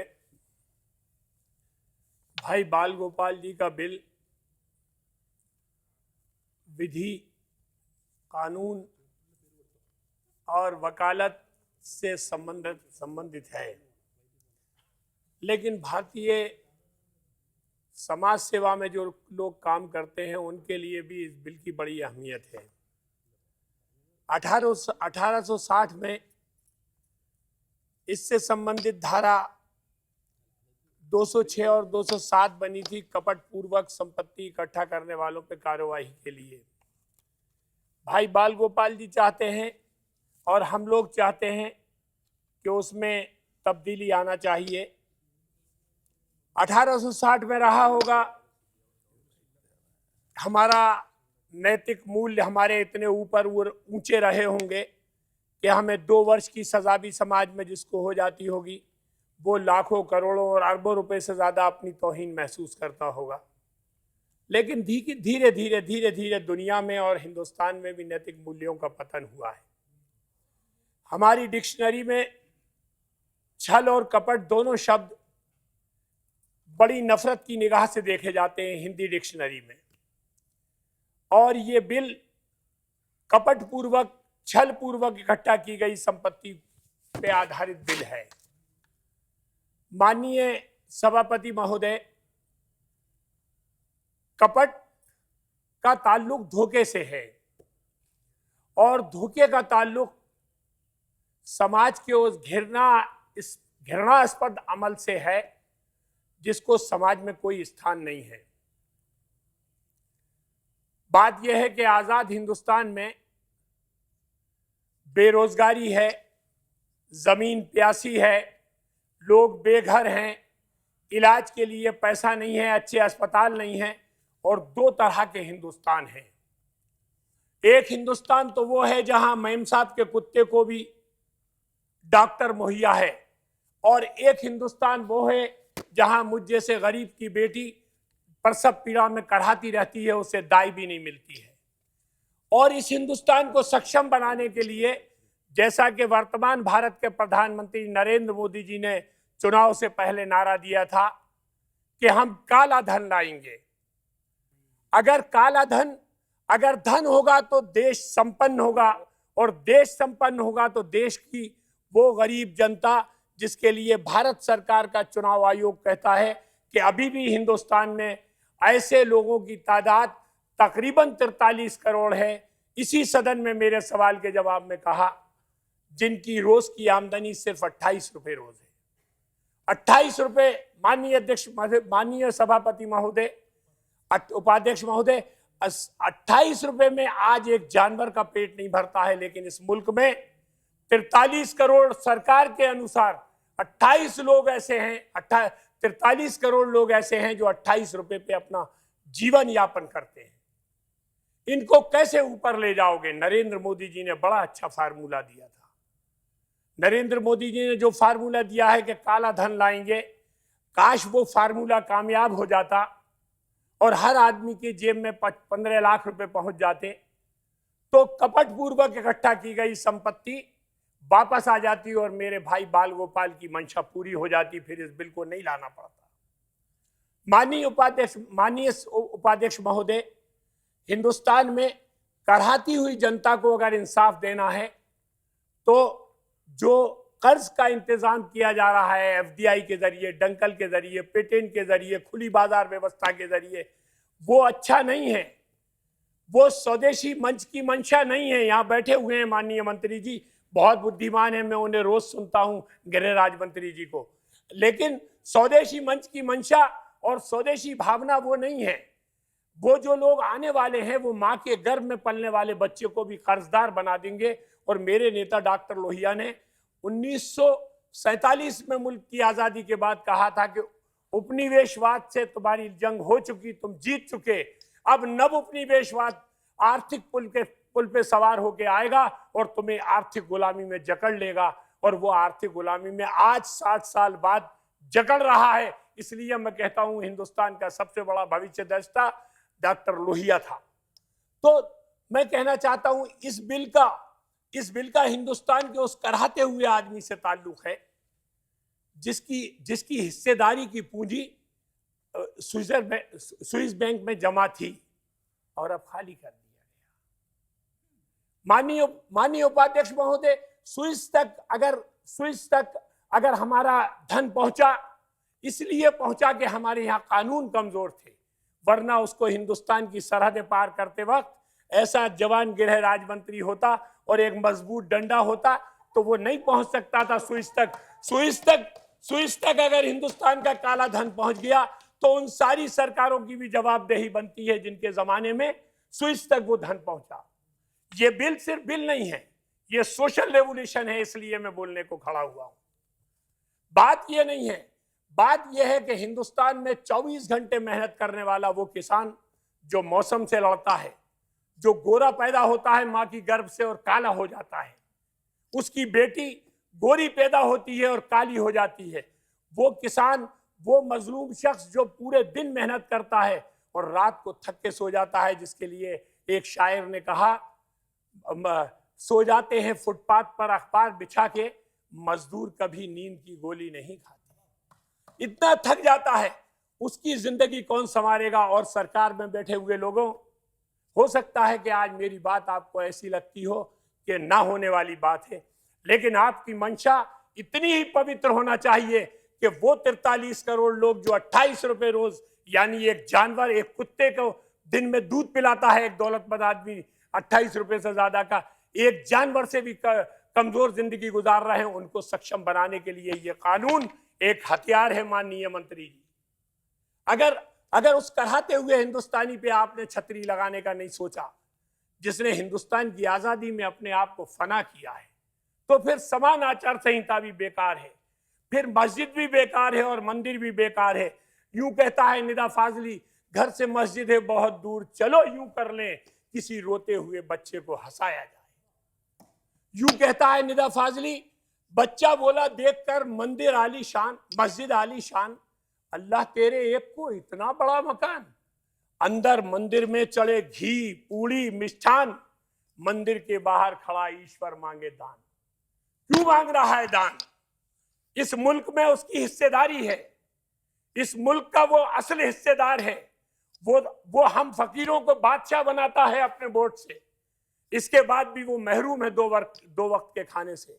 इसलिए महरूम है कि इस bill में जिन लोगों को पकड़ने की कोशिश की गई है, जिन्हें सिर्फ 2 वर्ष की सजा है और संपत्ति उनकी बच जाती है, वो लोग उसको लूट के ले जाते हैं। मैं एक चिटफंड का नाम नहीं लेना चाहता, हिंदुस्तान की 11,000 चिटफंड ऐसी निकलेंगी जो हम जैसे गरीबों को लूट के ले गई। घर आए, घंटी बजाई, हम नहीं थे, हमारी अपड़ पत्नी थी, हमारी बेटी थी, उससे कहा 100 के 1,000 मिलेंगे, 1,000 के 5,000 मिलेंगे, उसे लगा मेरे घर की छत डल जाएगी, उसने दे दिया, उसका सब कुछ चला गया। उन्हें कैसे पकड़ोगे माननीय गृह राज्य जी? उन्हें तभी पकड़ोगे वरना 2 साल के अगर माननीय उपाध्यक्ष महोदय, अगर देश के गरीब आवाम को यह पता लग जाए कि छल कपट करके लाने वाली संपत्ति में सिर्फ 2 साल की सजा है, तो हिंदुस्तान के करोड़ों लोग जिन्हें मालूम नहीं है ये कानून, अपने आप को 2 साल के लिए जेल ले जाएंगे, जेल में बंद हो जाएंगे और अपने बच्चों का पेट भर देंगे। हिंदुस्तान इतनी गरीबी से जूझ रहा है। एक वर्ग तो ऐसा है जिसके कुत्ते में गले में सोने की चेन है, और एक वर्ग ऐसा है जिसकी बेटी के हाथ में लोहे की अंगूठी भी नहीं है। आप असमानता की खाई बहुत बड़ी है। आर्थिक असमानता की खाई अगर और बढ़ जाएगी तो माननीय गृह मंत्री जी, आतंकवाद, माओवाद, नक्सलवाद, ये तमाम बात जो है ये आर्थिक असमानता की वजह से है। अगर सारे वादों को कंट्रोल करना है तो ना मंदिर बनाने से कंट्रोल होगा, ना मस्जिद बनाने से कंट्रोल होगा, ना ताजमहल को मकबरा और मंदिर में तब्दील करने से कंट्रोल होगा, ना समान आचार संहिता से कंट्रोल होगा। अगर होगा तो आर्थिक असमानता की खाई को पाट देने से होगा। और आर्थिक असमानता की खाई पाटने के लिए उन दौलतमंदों के गरीबानों पे हाथ जाना चाहिए जिन दौलतमंदों ने गरीब की पूंजी लूट के अपने आप को दौलतमंद बना लिया है और इतनी बड़ी खाई बना दी है कि वो गरीब अगर उनके सर को देखता है, उनकी बिल्डिंग को देखता है, तो उसकी सर की टोपी गिर जाती है। ये कानून उन्हें पकड़ता है। माननीय उपाध्यक्ष महोदय, ये कानून बाल गोपाल के दर्द के लिए मैं ये कह सकता हूं कि उसने ये कहना चाहा है कि मैं चाहता हूं निजाम कौन बदल डालूं, मगर ये बात फकत मेरे बस की बात नहीं। उठो बढ़ो मेरे दुनिया के आम इंसानों, ये सब की बात है, 2-4-10 की बात नहीं। मेरे ख्याल से 5 बज गया है, आप मुझे इशारा कर रहे हैं, वरना मेरा मन था, आज गृह राज्य मंत्री जी भी छुट्टी में थे, तो मेरा मन था कि मैं अपने दिल के सारे फपोले फोड़ लेता। मैं अपने आप को यहीं विराम देता हूं और ये बिल कंटिन्यूज रहे, मेरी दुआ है और ये पास हो। और इस बिल में जो दर्द है आखिरी आदमी का, उसको माननीय गृह राज्य मंत्री जी समझ सकें। आपके माध्यम से अर्ज करना चाहता हूं, तो मुझे लगता है कि हिंदुस्तान के करोड़ों चोर पकड़ाएंगे और करोड़ों गरीब और मजलूम और मजदूरों की तकदीर समझ जाएगी। बहुत शुक्रिया, आपने मुझे मौका दिया। हिंदुस्तान जिंदाबाद। Thank you. मोहम्मद अली खान।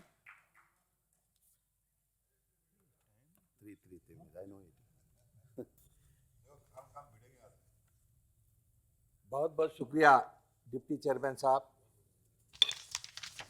जो मुझे आपने ये इंडियन पैनल कोर्ट पे जो बाल गोपाल जी रखे हैं उस पर मुझे बोलने का मौका दे रहे हैं।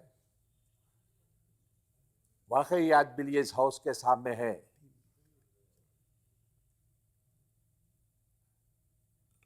ममकलत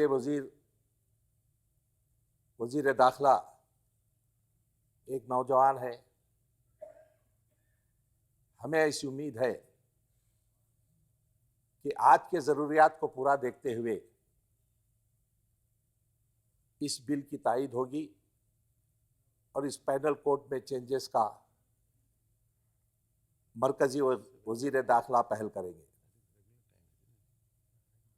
भाई सलीम साहब को मैं सुन रहा था,